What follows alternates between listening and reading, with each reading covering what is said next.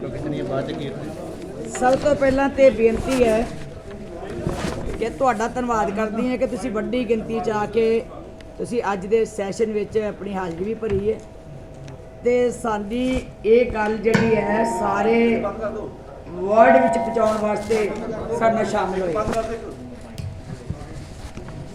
ਕਿਉਂਕਿ ਹਰ ਸਾਲ ਜਿਹੜਾ ਬਜਟ ਹੈ ਉਹ ਪੇਸ਼ ਕੀਤਾ ਜਾਂਦਾ ਹੈ 2021-22 ਦਾ ਬਜਟ ਜਿਹੜਾ ਉਹ ਅੱਜ ਪੇਸ਼ ਕੀਤਾ ਗਿਆ ਮੈਂ ਥੋੜੀ ਜੀ ਤੁਹਾਨੂੰ ਝਾਤ ਮਰਾਉਣੀ ਚਾਹਨੀ ਹੈ ਕਿ ਬਜਟ ਜਿਹੜਾ ਹੁੰਦਾ ਗੁਰਦੁਆਰਿਆਂ ਦੀ ਆਮਦਨ ਕੀ ਹੈ ਗੁਰਦੁਆਰਿਆਂ ਦੇ ਖਰਚ ਕੀ ਹੈ ਕਾਲਜਾਂ ਦੀ ਆਮਦਨ ਕੀ ਹੈ ਸਕੂਲਾਂ ਦੀ ਆਮਦਨ ਕੀ ਹੈ ਉਹਨਾਂ ਦਾ ਖਰਚ ਕੀ ਹੈ ਉਹਦਾ ਲੇਖਾ ਜੋਖਾ ਕੀਤਾ ਜਾਂਦਾ ਹੈ ਇਸ ਗੱਲ ਦੀ ਵੀ ਸਾਰਿਆਂ ਨੂੰ ਤਸੱਲੀ ਹੋਣੀ ਚਾਹੀਦੀ ਹੈ ਕਿ ਸਾਡੀ ਜਿਹੜੀ ਆਮਦਨ ਹੈ ਉਹ ਕੇਵਲ ਸੰਗਤਾਂ ਤੇ ਨਿਰਭਰ ਕਰਦੀ ਹੈ ਸੰਗਤ ਆ ਕੇ ਮੱਥਾ ਟੇਕਦੀ ਹੈ ਸੰਗਤ ਆ ਕੇ ਚੜਾਵਾ ਚੜਾਉਂਦੀ ਹੈ ਜਿਹੜੀ ਚੜੀ ਚੜ੍ਹਤ ਅਤੇ ਜਿਹੜਾ ਟੇਕਿਆ ਮੱਥਾ ਹੁੰਦਾ ਅਸੀਂ ਉਸ ਦਾ ਲੇਖਾ ਜੋਖਾ ਕਰਦੇ ਹਾਂ ਵੀ ਇਸ ਸਾਲ 'ਚ ਸਾਨੂੰ ਇੰਨੇ ਪੈਸੇ ਗੁਰਦੁਆਰਿਆਂ ਵਿੱਚ ਆਉਣ ਦੀ ਆਸ ਹੈ ਤੇ ਜਿਹੜੀ ਸਾਡੀ ਜ਼ਮੀਨ ਜਾਇਦਾਦ ਹੁੰਦੀ ਹੈ ਉਹਦਾ ਵੀ ਲੇਖਾ ਜੋਖਾ ਹੁੰਦਾ ਕਿ ਸਾਨੂੰ ਕੋਈ ਜ਼ਮੀਨ ਤੋਂ ਕਿੰਨਾ ਠੇਕਾ ਆਏਗਾ ਕੋਈ ਦੁਕਾਨਾਂ ਨੇ ਉਹਦੀ ਕਿੰਨੀ ਆਮਦਨ ਆਏਗੀ ਉਹ ਸਾਰਾ ਜਿਹੜਾ ਉਹ ਆਮਦਨ ਦੇ ਪੱਖ ਤੇ ਗਿਣਿਆ ਜਾਂਦਾ ਹੁਣ ਪਿਛਲੇ ਸਾਲ ਕਿਉਂਕਿ ਜੇ ਸੰਗਤ ਵੱਧ ਗਿਣਤੀ 'ਚ ਆ ਜੇ ਸੰਗਤ ਵੱਧ ਗਿਣਤੀ 'ਚ ਮੱਥਾ ਟੇਕੇ ਸ਼ਰਧਾ ਜ਼ਿਆਦਾ ਅਰਪਣ ਕਰੇ ਤਾਂ ਫਿਰ ਆਮਦਨ ਵੱਧ ਵੀ ਸਕਦੀ ਹੈ ਜੋ ਅਸੀਂ ਅਨੁਮਾਨ ਲਾਉਂਦੇ ਹਾਂ ਉਹ ਤੋਂ ਆਮਦਨ ਵੱਧ ਵੀ ਸਕਦੀ ਹੈ ਤੇ ਜੇ ਸੰਗਤ ਘੱਟ ਆਵੇ ਸੰਗਤ ਦੀ ਆਮਦ ਘੱਟ ਹੋਵੇ ਮੱਥਾ ਘੱਟ ਟੇਕਿਆ ਗਿਆ ਹੋਵੇ ਚੜ੍ਹਤ ਘੱਟ ਆਵੇ ਤਾਂ ਫਿਰ ਆਮਦਨ ਜਿਹੜੀ ਹੈ ਉਹ ਘੱਟ ਜਾਂਦੀ ਹੈ ਪਿਛਲੇ ਸਾਲ ਜਿਹੜੀ ਸੀ ਉਹ ਪਹਿਲਾਂ ਅਨੁਮਾਨਿਤ ਬਜਟ ਰੱਖਿਆ ਗਿਆ ਸੀ 711 ਕਰੋੜ ਦਾ 711 ਕਰੋੜ ਦਾ ਬਜਟ ਰੱਖਿਆ ਸੀ ਵੀ ਇਸ ਸਾਲ 711 ਕਰੋੜ ਰੁਪਏ ਗੁਰਦੁਆਰਿਆਂ ਤੋਂ ਆਉਣ ਦੀ ਸਾਨੂੰ ਆਸ ਹੈ ਫਿਰ ਜਦੋਂ ਕਰੋਨਾ ਦਾ ਸਮਾਂ ਆ ਗਿਆ ਫਿਰ ਸਪਲੀਮੈਂਟਰੀ ਬਜਟ ਪੇਸ਼ ਕੀਤਾ ਗਿਆ ਕਿ ਸਾਨੂੰ 483 ਕਰੋੜ ਆ ਸਕਦਾ ਹੈ ਇਸ ਤੋਂ ਵੱਧ ਨਹੀਂ ਆ ਸਕਦਾ ਪਰ ਹੋਇਆ ਕਿ 483 ਕਰੋੜ ਦੀ ਬਜਾਏ ਵੀ 478 ਕਰੋੜ ਰਹਿ ਗਿਆ 5 ਕਰੋੜ ਫਿਰ ਘਟ ਗਿਆ ਕਿਉਂਕਿ ਇਹ ਨਹੀਂ ਸੀ ਪਤਾ ਕਿ ਕਰੋਨਾ ਦੀ ਇੰਨੀ ਸੰਗਤ ਉੱਤੇ ਦਹਿਸ਼ਤ ਇੰਨਾ ਪੈਨਿਕ ਹੋਣਾ ਕਿ ਸੰਗਤ ਘੱਟ ਗਿਣਤੀ 'ਚ ਆਏਗੀ ਦੂਸਰੀ ਗੱਲ ਕਿ ਸ੍ਰੀ ਦਰਬਾਰ ਸਾਹਿਬ ਵਰਗੇ ਸਥਾਨ ਸ੍ਰੀ ਕੇਸਗੜ੍ਹ ਸਾਹਿਬ ਵਰਗੇ ਸਥਾਨ ਜਿਹੜੇ ਸੀ ਜਿੱਥੋਂ ਬਾਹਰੋਂ ਸੰਗਤਾਂ ਹੁੰਦੀਆਂ ਸੀ ਵਿਦੇਸ਼ਾਂ 'ਚੋਂ ਉਹ ਨਹੀਂ ਆ ਸਕੀਆਂ ਪਿਛਲੇ ਸਾਲ ਬਿਲਕੁਲ ਆ ਨਹੀਂ ਸਕੀਆਂ ਬਾਹਰਲੀਆਂ ਸਟੇਟਾਂ 'ਚੋਂ ਨਹੀਂ ਆ ਸਕੀਆਂ ਸਿਰਫ ਲੋਕਲ ਸੰਗਤ ਜਿਹੜੀ ਹੁਣ ਵੀ ਸ਼ੁਰੂ ਹੋਈ ਸੀ ਉਹ ਵੀ ਲੋਕਲ ਸੰਗਤ ਸੀ ਸੋ ਜਿਹਦੇ ਕਰਕੇ ਤੁਸੀਂ ਹੈਰਾਨ ਹੋਵੋਗੇ ਕਿ ਸਾਨੂੰ ਜਿਹੜਾ ਸੀ ਤਕਰੀਬਨ 233 ਕਰੋੜ ਰੁਪਇਆ ਅਨੁਮਾਨ ਤੋਂ ਘੱਟ ਜਿਹੜੇ ਸੀ ਉਹ ਆਮਦਨ ਗੁਰਦੁਆਰਿਆਂ 'ਚ ਆਈ 233 ਕਰੋੜ ਰੁਪਏ ਪਰ ਕਿਉਂਕਿ ਗੁਰਦੁਆਰੇ ਜਿਹੜੇ ਹੈ ਉਹਨਾਂ ਦੇ ਖਰਚ ਨਹੀਂ ਘਟਾਏ ਜਾ ਸਕਦੇ ਥੋੜਾ ਬਹੁਤਾ ਫਰਕ ਪੈ ਸਕਦਾ ਕਿਤੇ ਲੰਗਰਾਂ ਦਾ ਫਰਕ ਪੈ ਸਕਦਾ ਵੀ ਸੰਗਤ ਘੱਟ ਆ ਜੇ ਤੇ ਪਰ ਕੋਵਿਡ-19 ਕਰਕੇ ਸਾਨੂੰ ਲੰਗਰਾਂ ਦਾ ਖਰਚ ਵੀ ਵਧਾਉਣਾ ਪਿਆ ਬਾਹਰ ਸੰਗਤਾਂ ਦੀ ਸੇਵਾ ਕਰਨੀ ਪਈ ਸਾਰੇ ਇਲਾਕਿਆਂ 'ਚ ਜਾ ਕੇ ਉੱਥੇ ਸੇਵਾ ਵੰਡਣੀ ਪਈ ਉਹ ਵੀ ਜਿਹੜਾ ਸੀ ਖਰਚ ਸਾਡਾ ਵਧਿਆ ਲੰਗਰਾਂ ਦੇ ਖਰਚ ਵੀ ਵਧੇ ਬਿਜਲੀ ਦੇ ਖਰਚ ਅਸੀਂ ਦੇਣੇ ਹੀ ਹੁੰਦੇ ਤਨਖਾਹਾਂ ਅਸੀਂ ਦੇਣੀਆਂ ਹੋਈਆਂ ਗੁਰੂ ਘਰ ਦੇ ਜਿਹੜੇ ਸੁਧਾਰ ਦੇ ਕਾਰਜ ਉਹ ਕਰਨੇ ਹੀ ਹੁੰਦੇ ਜੋ ਵੀ ਖਰਚੇ ਨੇ ਉਹ ਉੱਦਾਂ ਹੀ ਮੇਨਟੇਨ ਕਰਨੇ ਪੈਂਦੇ ਆ ਜਿਹੜੇ ਖਰਚੇ ਲਗਾਤਾਰ ਆਮ ਜ਼ਿੰਦਗੀ ਵਿੱਚ ਅਸੀਂ ਕਰਦੇ ਸੋ ਖਰਚਿਆਂ ਵਿੱਚ ਕੋਈ ਕਮੀ ਨਾ ਹੋਈ ਸੋ ਮੈਂ ਸਮਝਦੀ ਹਾਂ ਕਿ ਸਾਡੀ ਜਿਹੜੀ ਸੀ ਜੇ ਅਸੀਂ ਵੇਰਵਾ ਖਰਚ ਕਰੀਏ ਤਾਂ ਅਸੀਂ ਸੋਚਿਆ ਸੀ ਕਿ ਖਰਚ ਹੋਵੇਗਾ 388 ਕਰੋੜ ਰੁਪਏ ਇਹ ਖਰਚ ਹੋਵੇਗਾ ਸੌਰੀ 2020 ਦੇ ਵਿੱਚ 388 ਕਰੋੜ ਰੁਪਏ ਖਰਚ ਹੋਵੇਗਾ ਪ੍ਰਵਾਨਿਤ ਬਜਟ ਸੀ 359 ਕਰੋੜ ਦਾ ਪ੍ਰਵਾਨਿਤ ਖਰਚ ਰੱਖਿਆ ਸੀ 359 ਕਰੋੜ ਦਾ ਲੇਕਿਨ ਖਰਚ ਹੋਇਆ 388 ਕਰੋੜ ਤਕਰੀਬਨ 399 ਕਰੋੜ 368 ਕਰੋੜ 98 ਲੱਖ 58,906 ਮਤਲਬ ਤਕਰੀਬਨ 399 ਕਰੋੜ ਦੇ ਕਰੀਬ ਖਰਚ ਹੋ ਗਿਆ ਸੋ ਅਸੀਂ ਖਰਚ ਰੱਖਿਆ ਸੀ ਪ੍ਰਵਾਨਿਤ ਬਜਟ ਰੱਖਿਆ ਸੀ ਖਰਚੇ ਦਾ 359 ਕਰੋੜ ਹੋ ਗਿਆ 399 ਕਰੋੜ ਖਰਚ ਵਧਿਆ ਕਿਉਂ ਕਿਉਂਕਿ ਕੋਵਿਡ-19 ਕਰਕੇ ਸਾਰੇ ਥਾਵਾਂ ਦੇ ਉੱਤੇ ਸਮਾਜ 'ਚ ਜਿੱਥੇ ਲੋੜ ਪਈ ਹੈ ਗੁਰਦੁਆਰਿਆਂ ਨੇ ਵੱਧ ਤੋਂ ਵੱਧ ਸੇਵਾ ਕੀਤੀ ਹੈ। ਕਿਤੇ ਲੰਗਰਾਂ ਦੀ ਸੇਵਾ ਕੀਤੀ ਹੈ, ਕਿਤੇ ਕਿਸੇ ਕਿਸਮ ਦੀ ਸੇਵਾ ਜਿਹੜੀ ਹੈ ਉਹ ਵਿੱਚ ਇਨਕਲੂਡ ਹੋ ਗਈ। ਸੋ ਜਿਹਦੇ ਨਾਲ ਸਾਨੂੰ 29 ਕਰੋੜ ਦਾ ਇੱਥੇ ਵਕਫਾ ਆ ਗਿਆ, ਘਾਟਾ ਰਹਿ ਗਿਆ, ਖਰਚ ਵੱਧ ਗਿਆ, ਰੱਖਿਆ ਸੀ ਘੱਟ ਸੀ, ਇੱਥੇ ਵੀ ਆ ਕੇ ਸਾਡਾ 29 ਕਰੋੜ ਦਾ ਫਰਕ ਪਿਆ। ਦੂਜੀ ਗੱਲ ਕਿ ਫੰਡ ਜਿਹੜੇ ਸੀਗੇ ਅਸੀਂ ਜਿਹੜੇ ਮੀਟ ਕੀਤਾ, ਇਹ ਸੀਗਾ ਕਿ 176 ਕਰੋੜ ਸਾਨੂੰ ਸੀ ਇਹਨੂੰ ਮੀਟ ਕਰਨਾ ਪਿਆ। ਸੋ ਇਹਦੇ ਨਾਲ ਸਾਡਾ ਅੱਗੇ ਚੱਲ ਪਿਆ ਗ੍ਰੈਚੁਟੀ ਜਿਹੜੀ ਆਈ ਹੈ, ਉਹ ਰੱਖੀ ਸੀਗੀ ਪ੍ਰਵਾਨ ਦੇ ਸਾਲ ਵੀ 23 ਕਰੋੜ 19 ਲੱਖ ਆਏਗੀ, ਤੇ ਉਹ ਪ੍ਰਵਾਨਿਤ ਬਜਟ ਵੀ ਇੰਨਾ ਹੀ ਸੀ, ਇਹ ਤਕਰੀਬਨ ਪੂਰਾ ਹੋ ਗਿਆ। ਗ੍ਰੈਚੁਟੀ ਦਾ ਫੰਡ ਜਿਹੜਾ ਸੀ ਆਇਆ ਉਹ ਸਾਡਾ ਪੂਰਾ ਹੋ ਗਿਆ, ਕਿਉਂਕਿ ਦੂਜੇ ਗੁਰਦੁਆਰਿਆਂ 'ਚ ਆਉਣਾ ਹੁੰਦਾ, ਸੰਸਥਾਵਾਂ 'ਚ ਆਉਣਾ ਹੁੰਦਾ, ਉਹ ਪੂਰਾ ਆ ਗਿਆ। ਜਿਹੜਾ ਸੀਗਾ ਸਹਾਇਤਾ ਮਿਲਣੀ ਸਾਨੂੰ, ਅਸੀਂ ਰੱਖੀ ਸੀ ਵੀ ਸਹਾਇਤਾ ਆਏਗੀ 177 ਕਰੋੜ, ਜਿਹੜੀ ਬਾਕੀ ਥਾਵਾਂ ਤੋਂ ਗੁਰਦੁਆਰਿਆਂ 'ਚੋਂ ਜਾਂ ਦੂਜੀ ਆਣੀ ਸੀ, ਆਈ ਸਾਨੂੰ 154 ਕਰੋੜ। ਇਹਦੇ ਵਿੱਚ ਵੀ ਸਾਡਾ ਤਕਰੀਬਨ 23 ਕਰੋੜ ਸਾਨੂੰ ਘੱਟ ਆਇਆ। ਮੈਂ ਸਿਰਫ ਤਾਂ ਤੁਹਾਨੂੰ ਦੱਸ ਰਹੀ ਹਾਂ ਵੀ ਇਹਨਾਂ ਚੀਜ਼ਾਂ ਦਾ ਮੈਂ ਤੁਹਾਨੂੰ ਸਿਰਫ ਵੇਰਵਾ ਦੇ ਰਹੀ ਹਾਂ ਵੀ ਸਾਡਾ ਜਿਹੜਾ ਖਰਚ ਤੇ ਆਮਦਨ ਡਿਪੈਂਡ ਕਰਦੀ ਹੈ ਸੰਗਤਾਂ 'ਤੇ, ਗੁਰਦੁਆਰਿਆਂ 'ਤੇ, ਚੜ੍ਹਤਾਂ 'ਤੇ, ਜਾਂ ਉਹ ਜਿਹੜੀ ਸਾਡੀ ਕੋਈ ਫੈਕਟਰੀ ਤਾਂ ਹੈ ਨਹੀਂ, ਇੰਡਸਟਰੀ ਤਾਂ ਹੈ ਨਹੀਂ ਵੀ ਅਸੀਂ ਕੋਈ ਇੰਡਸਟਰੀ ਤੋਂ ਜਾਂ ਗ੍ਰਾਂਟਾਂ ਸਰਕਾਰਾਂ ਤੋਂ ਲੈਣੀਆਂ, ਉਹ ਤੋਂ ਹੁੰਦਾ। ਸੋ ਇਹ ਚੀਜ਼ਾਂ ਵੇਖ ਕੇ ਆਪਾਂ ਲਾ ਸਕਦੇ ਹਾਂ ਵੀ ਜੇ ਜੋੜ ਹੋਇਆ, ਅਨੁਮਾਨਿਤ ਖਰਚ ਰੱਖਿਆ ਸੀ 577 ਕਰੋੜ ਤੇ ਅਨੁਮਾਨਿਤ ਖਰਚ ਹੋ ਗਿਆ 604 ਕਰੋੜ। ਅਨੁਮਾਨਿਤ ਖਰਚ ਲਾਇਆ ਸੀ ਕਿ ਹੋਏਗਾ 577 ਕਰੋੜ, ਲੇਕਿਨ ਹੋ ਗਿਆ 604 ਕਰੋੜ। ਸੋ ਇਹ ਜਿਹੜਾ 27 ਕਰੋੜ ਦਾ ਸੀ ਉਹ ਵੀ ਖਰਚੇ ਦੇ ਵਿੱਚ ਵਾਧਾ ਹੋਇਆ। ਸੋ ਮੈਂ ਸਮਝਦੀ ਹਾਂ ਕਿ ਜਿਹੜਾ ਇਹ ਆਮਦਨ ਨਾਲੋਂ ਵੱਧ ਖਰਚ ਹੋਏ ਉਹ ਸਾਡਾ ਖਰਚਾ ਤੇ ਆਮਦਨ ਦਾ ਫਰਕ ਪਿਆ। ਹੁਣ ਜਿਹੜਾ ਗੁਰਦੁਆਰਿਆਂ ਦੀ ਕੁੱਲ ਆਮਦਨ ਆਈ ਹੈ, ਅੱਗੇ ਵੀ ਮੈਂ ਤੁਹਾਨੂੰ ਦੱਸ ਚੁੱਕੀ ਹਾਂ 478 ਕਰੋੜ ਰੁਪਇਆ ਇੰਨੀ ਆਈ, ਤੇ ਪਿਛਲੇ ਸਾਲ ਜਿਹੜਾ ਘਾਟਾ ਸਾਨੂੰ ਟੋਟਲ ਪਿਆ ਉਹ 233 ਕਰੋੜ ਦਾ ਪਿਆ। ਇੰਨਾ ਇਫੈਕਟ ਹੋਇਆ ਕੋਵਿਡ-19 ਦੇ ਨਾਲ, ਇੰਨਾ ਇਫੈਕਟ ਹੋਇਆ। 233 ਕਰੋੜ ਰੁਪਏ ਦਾ ਸਾਡੇ ਉੱਤੇ ਇਹ ਜਿਹੜਾ ਸੀਗਾ ਪੈਸੇ ਦੀ ਆਮਦ ਜਿਹੜੀ ਸੀ ਹੋਣੀ ਉਹ ਨਹੀਂ ਹੋ ਸਕੀ। ਇਹ ਕਿਉਂਕਿ ਆਮਦਨ ਲਿਖੀ ਸੀਗੀ ਵੀ 711 ਕਰੋੜ ਆਏਗੀ, ਆਇਆ ਸੀਗਾ 478 ਕਰੋੜ, ਜਿਹਦੇ ਨਾਲ 233 ਕਰੋੜ ਦਾ ਫਰਕ ਜਿਹੜਾ ਸੀ ਉਹ ਪੈ ਗਿਆ। ਜਿਹੜਾ ਸੀ ਇਸ ਵਾਰੀ ਟੀਚਾ ਮਿਥਿਆ ਕਿ ਗੁਰਦੁਆਰਿਆਂ ਤੋਂ ਆਮਦਨ ਆਏਗੀ ਸਾਨੂੰ 647 ਕਰੋੜ। ਇਸ ਵਾਰੀ ਜਿਹੜਾ ਟੀਚਾ ਮਿਥਿਆ, ਤੇ ਅੱਗੇ ਹਾਲਾਤ ਕੀ ਬਣਦੇ ਹੈ, ਵੱਧ ਵੀ ਸਕਦੀ ਹੈ ਤੇ ਘੱਟ ਵੀ ਸਕਦੀ। ਜੇ ਵਾਹਿਗੁਰੂ ਨੇ ਕਿਰਪਾ ਰੱਖੀ, ਸੁੱਖ ਰਹੀ, ਸੰਗਤ ਵਧੇਗੀ। ਜੇ ਕਿਤੇ ਕੋਈ ਉਹ ਬਿਮਾਰੀ ਜਿਹਦਾ ਅੱਜ ਵੀ ਸਰਕਾਰ ਰੌਲਾ ਪਾ ਰਹੀ ਹੈ, ਅੱਜ ਵੀ ਸਰਕਾਰ ਪੈਨਿਕ ਕ੍ਰੀਏਟ ਕਰ ਰਹੀ ਹੈ, ਤੇ ਆਮਦਨ ਘੱਟ ਵੀ ਸਕਦੀ ਹੈ। ਸੋ 647 ਕਰੋੜ ਦਾ ਟੀਚਾ ਰੱਖਿਆ, ਤੇ ਖਰਚੇ ਦਾ ਟੀਚਾ ਕੀ ਹੈ 652 ਕਰੋੜ। ਇਹ 647 ਕਰੋੜ ਦੀ ਆਮਦਨ ਆਉਣ ਦੇ ਆਸਾਰ ਹੈ, ਕਿਉਂਕਿ ਅਸੀਂ ਤਾਂ ਸੰਗਤ ਤੇ ਡਿਪੈਂਡ ਕਰਦੇ। ਮੈਂ ਅੱਗੇ ਬਾਰ-ਬਾਰ ਇਹ ਗੱਲ ਕਹਿੰਦੀ ਹੈ ਕਿ ਅਸੀਂ ਸੰਗਤ ਤੇ ਡਿਪੈਂਡ ਕਰਦੇ ਹਾਂ। ਸੰਗਤ ਵੱਧ ਆ ਜਾਏ, ਸੰਗਤ ਵੱਧ ਮੱਥਾ ਟੇਕ ਦੇਵੇ, ਸੰਗਤ ਵੱਧ ਸ਼ਰਧਾ ਦੇ ਨਾਲ ਸਤਿਕਾਰ ਭੇਂਟ ਕਰ ਦੇਵੇ, ਵੱਧ ਚੜ੍ਹਤ ਆ ਜਾਏ, ਫਿਰ ਸਾਡੀ ਆਮਦਨ ਵੱਧਦੀ ਹੈ। ਤੇ ਜੇ ਸੰਗਤ ਘੱਟ ਆਵੇ ਤਾਂ ਫਿਰ ਸਾਡੀ ਆਮਦਨ ਘਟਦੀ ਹੈ। ਸੋ ਇਸ ਕਰਕੇ ਸਾਨੂੰ ਇਹਦੇ 'ਚ ਫਰਕ ਆਉਂਦਾ 5 ਕਰੋੜ ਦਾ, ਉਹ ਸਾਡੀ ਜਿਹੜੀ ਪਿਛਲੀਆਂ ਬਚਤਾਂ ਹਨ ਅਸੀਂ ਉਹਦੇ ਵਿੱਚੋਂ ਪਾ ਕੇ ਪੂਰਾ ਕਰਨਾ, ਕਿਉਂਕਿ ਗੁਰਦੁਆਰਿਆਂ ਦੇ ਅਸੀਂ ਖਰਚ ਘਟਾ ਨਹੀਂ ਸਕਦੇ, ਗੁਰਦੁਆਰੇ ਤਨਖਾਹ ਨਹੀਂ ਘਟਾ ਸਕਦੇ, ਗੁਰਦੁਆਰੇ ਮੁਲਾਜ਼ਮਾਂ ਦੀ ਤਨਖਾਹ ਨਹੀਂ ਘਟਾ ਸਕਦੇ, ਉਹ ਤਾਂ ਸਾਨੂੰ ਦੇਣੀ ਹੀ ਪਏਗੀ। ਸੋ ਇਸ ਢੰਗ ਦੇ ਨਾਲ ਹੁਣ ਮੈਂ ਤੁਹਾਨੂੰ ਇਹ ਦੱਸਣਾ ਚਾਹੁੰਦੀ ਹੈ ਕਿ ਸਾਡਾ ਵਿੱਦਿਆ ਜਿਹੜੀ ਹੈ, ਵਿੱਦਿਅਕ ਅਦਾਰਿਆਂ ਦਾ ਵੇਰਵਾ ਇਹ ਵੱਖਰੇ ਵੱਖਰੇ ਤੁਹਾਨੂੰ ਇਸ ਕਰਕੇ ਦੱਸ ਰਹੇ ਹਾਂ ਕਿ ਪਿਛਲੀ ਵਾਰੀ ਜਦੋਂ ਅਸੀਂ ਇਕੱਠਾ ਹੀ ਬੋਲਦੇ ਸੀ ਤੇ ਸੰਗਤ ਨੂੰ ਲੱਗਦਾ ਸੀ ਪਤਾ ਨਹੀਂ ਇਹ ਸਾਰਾ ਹੀ ਪੈਸਾ ਖਰੇ ਅੰਦਰ ਸ਼੍ਰੋਮਣੀ ਕਮੇਟੀ ਦੇ ਜਮ੍ਹਾਂ ਹੁੰਦਾ। ਹੁਣ ਵਿੱਦਿਅਕ ਅਦਾਰੇ, ਸਾਡੇ ਵਿੱਦਿਅਕ ਅਦਾਰੇ ਪਿਛਲੇ ਸਾਲ ਇਹਨਾਂ ਦਾ ਐਸਟੀਮੇਟ ਜਿਹੜੀ ਆਮਦਨ ਆਈ ਹੈ ਉਹ ਆਈ ਹੈ ਜੀ 152 ਕਰੋੜ ਰੁਪਇਆ। 152 ਕਰੋੜ ਰੁਪਇਆ ਸਕੂਲਾਂ ਕਾਲਜਾਂ ਦੀ ਆਮਦਨ ਆਈ, ਲੇਕਿਨ ਖਰਚ ਕਿੰਨਾ ਹੋਇਆ ਇਹਨਾਂ ਦਾ? ਆਮਦਨ ਰੱਖੀ ਕਿੰਨੀ ਸੀ ਇਹਨਾਂ ਨੇ?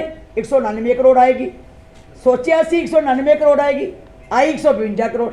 ਹੁਣ ਇੱਥੇ ਵੀ ਜਿਹੜਾ 17 ਜਿਹੜਾ ਸਾਡਾ ਘਾਟਾ ਸੀ ਉਹ ਸਾਨੂੰ ਨਜ਼ਰ ਆਇਆ ਕਿ 152 ਕਰੋੜ ਦੀ ਜਿਹੜੀ ਆਮਦਨ ਰੱਖਿਆ ਸੀ ਇਹਨਾਂ ਨੇ ਬਜਟ ਪਿਛਲੇ ਸਾਲ, ਤੇ ਬਜਟ ਸੀਗਾ ਇਹਨਾਂ ਦਾ ਇੱਥੇ ਮੇਰੀ ਗਲਤੀ ਹੋ ਗਈ, 152 ਕਰੋੜ ਜਿਹੜਾ ਰੱਖਿਆ ਸੀ ਉਹਦੇ ਵਿੱਚ ਖਰਚ ਹੋ ਗਿਆ 215 ਕਰੋੜ।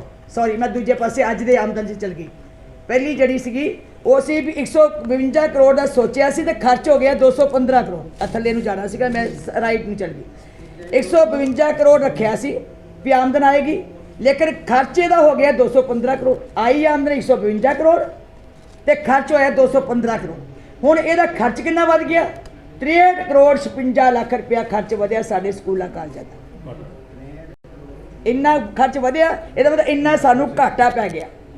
63 ਕਰੋੜ 56 ਲੱਖ ਰੁਪਏ ਦਾ ਘਾਟਾ ਪਿਆ। ਉਹਦੇ 'ਚੋਂ ਅਸੀਂ ਸ਼੍ਰੋਮਣੀ ਗੁਰਦੁਆਰਾ ਪ੍ਰਬੰਧਕ ਕਮੇਟੀ ਨੇ ਕਿੰਨਾ ਪੈਸਾ ਉਹਨੂੰ ਦਿੱਤਾ? ਅਸੀਂ ਦਿੱਤਾ 24 ਕਰੋੜ 58 ਲੱਖ ਦੇ ਚੁੱਕੇ ਹਾਂ, ਤੇ ਬਾਕੀ ਉਹਨਾਂ ਨੂੰ ਦੇਣ ਵਾਸਤੇ ਜੇ 38 ਕਰੋੜ 98 ਲੱਖ ਮੰਗ ਰਹੇ ਸਾਡੇ ਕੋਲ। ਤੁਸੀਂ ਇਹ ਦੇਖੋ, 24 ਕਰੋੜ ਆ ਕੇ 4 ਮਹੀਨਿਆਂ 'ਚ, ਅਸੀਂ ਇਹ 4 ਮਹੀਨਿਆਂ 'ਚ ਉਹਨਾਂ ਨੂੰ 24 ਕਰੋੜ ਇੱਧਰੋਂ ਉੱਧਰੋਂ ਪ੍ਰਬੰਧ ਕਰਕੇ ਦਿੱਤਾ। ਅਜੇ ਸਾਡਾ ਉਹਨਾਂ ਨੂੰ 38 ਕਰੋੜ ਦੇ ਕੇ ਫਿਰ ਅਸੀਂ ਕਾਲਜਾਂ ਸਕੂਲਾਂ ਦਾ ਜਿਹੜਾ ਘਾਟਾ ਅਸੀਂ ਪੂਰਾ ਕਰਾਂਗੇ। ਹੁਣ ਜਿਹੜਾ ਇਸ ਸਾਲ ਦਾ ਬਜਟ ਜਿਹੜਾ ਇਹ ਰੱਖਿਆ ਗਿਆ ਕਿ 199 ਕਰੋੜ ਸਾਨੂੰ ਆਏਗਾ, ਆਮਦਨ ਆਏਗੀ 199 ਕਰੋੜ। ਜੇ ਬੱਚੇ ਵੱਧ ਦਾਖਲ ਹੋ ਗਏ ਤਾਂ ਜ਼ਿਆਦਾ ਵੀ ਹੋ ਸਕਦੀ, ਬੱਚੇ ਘੱਟ ਦਾਖਲ ਹੋਏ ਤਾਂ ਘੱਟ ਵੀ ਸਕਦੀ। ਇਹ ਤਾਂ ਮੁਨਸਰ ਕਰਦਾ ਕਿ ਬੱਚਿਆਂ ਦੇ ਉੱਤੇ ਵੀ। ਸੋ 199 ਕਰੋੜ ਦਾ ਰੱਖਿਆ। ਖਰਚ ਕਿੰਨਾ ਹੋ ਰਿਹਾ? ਇਹ ਤੇ ਖਰਚ ਹੋਏਗਾ 223 ਕਰੋੜ ਰੁਪਇਆ। ਇਹਦੇ ਵਿੱਚ ਵੀ ਖਰਚ, ਕਿਉਂਕਿ ਤਨਖਾਹਾਂ ਨਹੀਂ ਕੱਟੀਆਂ ਜਾ ਸਕਦੀਆਂ, ਭਾਵੇਂ ਕਲਾਸ 4 ਹੋਵੇ, ਭਾਵੇਂ ਕੋਈ ਸਟਾਫ ਮੈਂਬਰ ਹੋਵੇ, ਭਾਵੇਂ ਕੋਈ ਜਿਹੜਾ ਦਫ਼ਤਰੀ ਸਟਾਫ ਹੋਵੇ, ਇਹ ਸਾਰਾ ਕੁਝ ਤੇ ਦੇਣਾ ਹੀ ਪੈਣਾ। ਇਹ ਖਰਚ ਹੋਏਗਾ 223 ਕਰੋੜ ਰੁਪਇਆ। ਹੁਣ ਇਹਦੇ 'ਚ ਵੀ ਸਾਨੂੰ 34 ਕਰੋੜ ਰੁਪਈਆ ਸ਼੍ਰੋਮਣੀ ਕਮੇਟੀ ਨੂੰ ਆਪਣੇ ਫੰਡਾਂ 'ਚੋਂ ਉੱਥੇ ਦੇਣਾ ਪੈਣਾ। 34 ਕਰੋੜ ਦੀ ਸਾਨੂੰ ਮਦਦ ਕਰਨੀ ਪੈਣੀ। ਦੇਖੋ, ਵਿਦਿਅਕ ਅਦਾਰੇ ਸਾਡੇ ਹੈ ਔਰ ਸਾਡੀ ਲਾਇਬਿਲਿਟੀ ਹੈ ਕਿ ਜੇ ਵਿਦਿਅਕ ਅਦਾਰੇ ਅਸੀਂ ਬਣਾਏ ਹੈ ਤੇ ਜੇ ਉੱਥੇ ਕੋਈ ਕੁਦਰਤੀ ਤੌਰ ਦੇ ਉੱਤੇ ਕੋਈ ਆਫਤ ਆ ਗਈ ਹੈ ਤੇ ਉਹਦੇ ਵਿੱਚ ਕੋਈ ਕਮੀ ਆਈ ਹੈ, ਹੁਣ ਬੱਚੇ ਨਹੀਂ ਆਏ, ਫੀਸਾਂ ਨਹੀਂ ਦਿੱਤੀਆਂ, ਅਸੀਂ ਕਿਸੇ ਨੂੰ ਬਹੁਤਾ ਕੱਸ ਵੀ ਨਹੀਂ ਸਕਦੇ, ਬਹੁਤੇ ਸਜ਼ਾਵਾਂ ਨਹੀਂ ਦੇ ਸਕਦੇ, ਬਹੁਤਾ ਬੋਝ ਨਹੀਂ ਪਾ ਸਕਦੇ। ਇਸ ਕਰਕੇ ਸਾਡੀ ਸੰਸਥਾ ਜਿਹੜੀ ਹੈ ਇੱਕ ਸੇਵਾ ਵਾਲੀ ਸੰਸਥਾ ਹੈ, ਇੰਨੇ ਧਿਆਨ ਦੇ ਨਾਲ ਜੁੜ ਕੇ ਤੇ ਅਸੀਂ ਘਾਟੇ ਪੂਰੇ ਕਰਦੇ। 34 ਕਰੋੜ ਦਾ ਉਹਨਾਂ ਨੂੰ ਘਾਟਾ ਪੈਣਾ ਇਹਦੇ 'ਚ ਸਕੂਲ ਕਾਲਜ 'ਚ। ਉਹਦੇ 'ਚੋਂ ਅਸੀਂ ਰੱਖਿਆ ਬਜਟ ਵੈਸੇ ਦੇਣ ਵਾਸਤੇ, ਅਜੇ ਅਸੀਂ 16.5 ਕਰੋੜ ਰੁਪਏ ਰੱਖਿਆ, 16 ਕਰੋੜ 55 ਲੱਖ ਇਹ ਰੱਖਿਆ ਆਪਣੇ ਬਜਟ ਵਿੱਚ। ਤੇ ਪਰ ਇਹ ਤੋਂ ਵੱਧ ਵੀ 17 ਕਰੋੜ 45 ਲੱਖ ਹੋਰ ਪ੍ਰਬੰਧ ਕਰਨਾ ਪੈਣਾ। ਅਜੇ ਅਸੀਂ ਬਜਟ ਇਹਦੇ 'ਚ 16 ਕਰੋੜ 55 ਲੱਖ ਰੱਖਿਆ, ਲੇਕਿਨ 17 ਕਰੋੜ ਦਾ ਪ੍ਰਬੰਧ ਹੋਰ ਕਰਨਾ ਪੈਣਾ। ਸੋ ਮੇਰੇ ਕਹਿਣ ਤੋਂ ਭਾਵ ਹੈ ਕਿ ਜਿਹੜੀ ਕਾਲਜਾਂ ਸਕੂਲਾਂ ਦੀ ਆਮਦਨ ਤੇ ਉਹਨਾਂ ਦਾ ਖਰਚ, ਇਹ ਸਾਰਾ ਕੁਝ ਜਦੋਂ ਅਸੀਂ ਇਕੱਠਾ ਹੀ ਸੁਣਾਉਂਦੇ ਸੀ ਤੇ ਸੰਗਤ ਸੋਚਦੀ ਸੀ ਇੰਨੇ ਕਰੋੜ ਦਾ ਬਜਟ, ਕਹਿੰਦੇ ਸੀ ਸਰਕਾਰ ਤੋਂ ਵੀ ਵੱਡਾ ਹੋ ਗਿਆ, ਕਾਰਪੋਰੇਸ਼ਨਾਂ ਤੋਂ ਵੀ ਵੱਡਾ ਹੋ ਗਿਆ, ਲੋਕਾਂ 'ਚ ਭੁਲੇਖਾ ਆ ਜਾਂਦਾ ਸੀ। ਇਹਨੂੰ ਪਾਰਦਰਸ਼ੀ ਬਣਾਉਣ ਲਈ ਇੱਕ ਹੋਰ ਜਿਹੜਾ ਯਤਨ ਕੀਤਾ ਸਾਡੀ ਸਬ ਕਮੇਟੀ ਨੇ, ਸਾਡੀ ਐਗਜ਼ੈਕਟਿਵ ਨੇ, ਮੇਰੇ ਵੀਰ ਸਾਰੇ ਬੈਠੇ ਹੈ, ਬਹੁਤ ਮਿਹਨਤ ਕੀਤੀ। ਮੈਂ ਜਿਹੜੀ ਦੇਖੋ ਕਈ ਸਮਿਆਂ ਤੋਂ ਅਸੀਂ ਲੱਗੇ ਸੀਗੇ, ਕਈ ਡੇਅਰ ਨਹੀਂ ਸੀ ਕਰਦੇ ਕਿ ਅਸੀਂ ਇਹਨੂੰ ਠੀਕ ਕਰ ਲਈਏ। ਬੜੇ ਲੰਬੇ ਸਮੇਂ ਤੋਂ ਅਸੀਂ ਸੋਚ ਰਹੇ ਸੀ ਵੀ ਬਾਰ-ਬਾਰ ਚੀਜ਼ਾਂ ਜਮ੍ਹਾਂ ਹੁੰਦੀਆਂ, ਇਹ ਡਬਲ ਟ੍ਰਿਪਲ। ਹੁਣ ਮੰਨ ਲਓ ਦਸਵੰਧ 85 ਦਾ ਹੁੰਦਾ ਸੀਗਾ, 85 ਦਾ ਦਸਵੰਧ ਆਇਆ ਜੀ 40 ਕਰੋੜ। ਮੰਨ ਲਓ ਅਸੀਂ 40 ਕਰੋੜ ਆਉਣਾ ਹੈ, ਇਹਦੇ ਲਿਖਿਆ ਵੀ 40 ਕਰੋੜ ਦਾ ਦਸਵੰਧ ਹੈ। ਜਦੋਂ 40 ਕਰੋੜ ਦਾ ਸ਼੍ਰੋਮਣੀ ਕਮੇਟੀ 'ਚ ਵੀ, ਧਰਮ ਪ੍ਰਚਾਰ ਫੰਡ 'ਚ ਵੀ ਲਿਖਿਆ ਗਿਆ, ਤੇ 40 ਕਰੋੜ ਜਿਸ ਗੁਰਦੁਆਰੇ ਸੀ ਉਹਦੇ 'ਚ ਵੀ ਲਿਖਿਆ ਗਿਆ, ਉਸ ਆਮਦਨ 'ਚ ਵੀ ਆ ਗਿਆ, ਸਾਡੀ ਆਮਦਨ 'ਚ ਵੀ ਆ ਗਿਆ, ਡਬਲ ਹੋ ਗਿਆ। ਇਹ ਲੰਬੇ ਸਮੇਂ ਤੋਂ ਇੱਦਾਂ ਹੀ ਚੱਲਦਾ ਰਿਹਾ। ਇਸੇ ਤਰ੍ਹਾਂ ਸਹਾਇਤਾ ਦਫਾ 85 ਤੋਂ ਜਿਹੜੇ ਲੈਂਦੇ ਸੀ, ਮਤਲਬ 1 ਕਰੋੜ 13 ਕਰੋੜ 22 ਲੱਖ ਮੰਨ ਲਓ ਆਉਣੀ ਹੈ, ਉਹ ਉੱਧਰ ਵੀ ਜਮ੍ਹਾਂ ਇੱਧਰ ਵੀ ਜਮ੍ਹਾਂ। ਸੋ ਇਸ ਢੰਗ ਨਾਲ ਸਾਰੀਆਂ ਜਿਹੜੀਆਂ ਵਿਦਿਅਕ ਅਦਾਰਿਆਂ ਦਾ ਵੀ ਇੱਦਾਂ ਹੀ ਸੀਗਾ। ਸੋ ਇਸ ਢੰਗ ਦੇ ਨਾਲ 266 ਕਰੋੜ ਰੁਪਈਆ ਜਿਹੜਾ ਸੀ, 266 ਕਰੋੜ, ਇਹ ਡਬਲ ਟ੍ਰਿਪਲ ਇੱਧਰ ਉੱਧਰ ਦਾ ਜਿਹੜਾ ਹੁੰਦਾ ਸੀ 266 ਕਰੋੜ ਰੁਪਇਆ ਸੀ। ਹੁਣ ਇਹ ਡੇਅਰ ਕਰਨ ਦੀ ਲੋੜ ਸੀ। ਸਾਰੇ ਪ੍ਰਧਾਨ ਜਦੋਂ ਪੈਂਦੇ ਸੀ ਉਹ ਕਹਿੰਦੇ ਸੀ ਕੋਈ ਕਹਿ ਨਾ ਦੇ ਬਜਟ ਕਿਉਂ ਘਟ ਗਿਆ।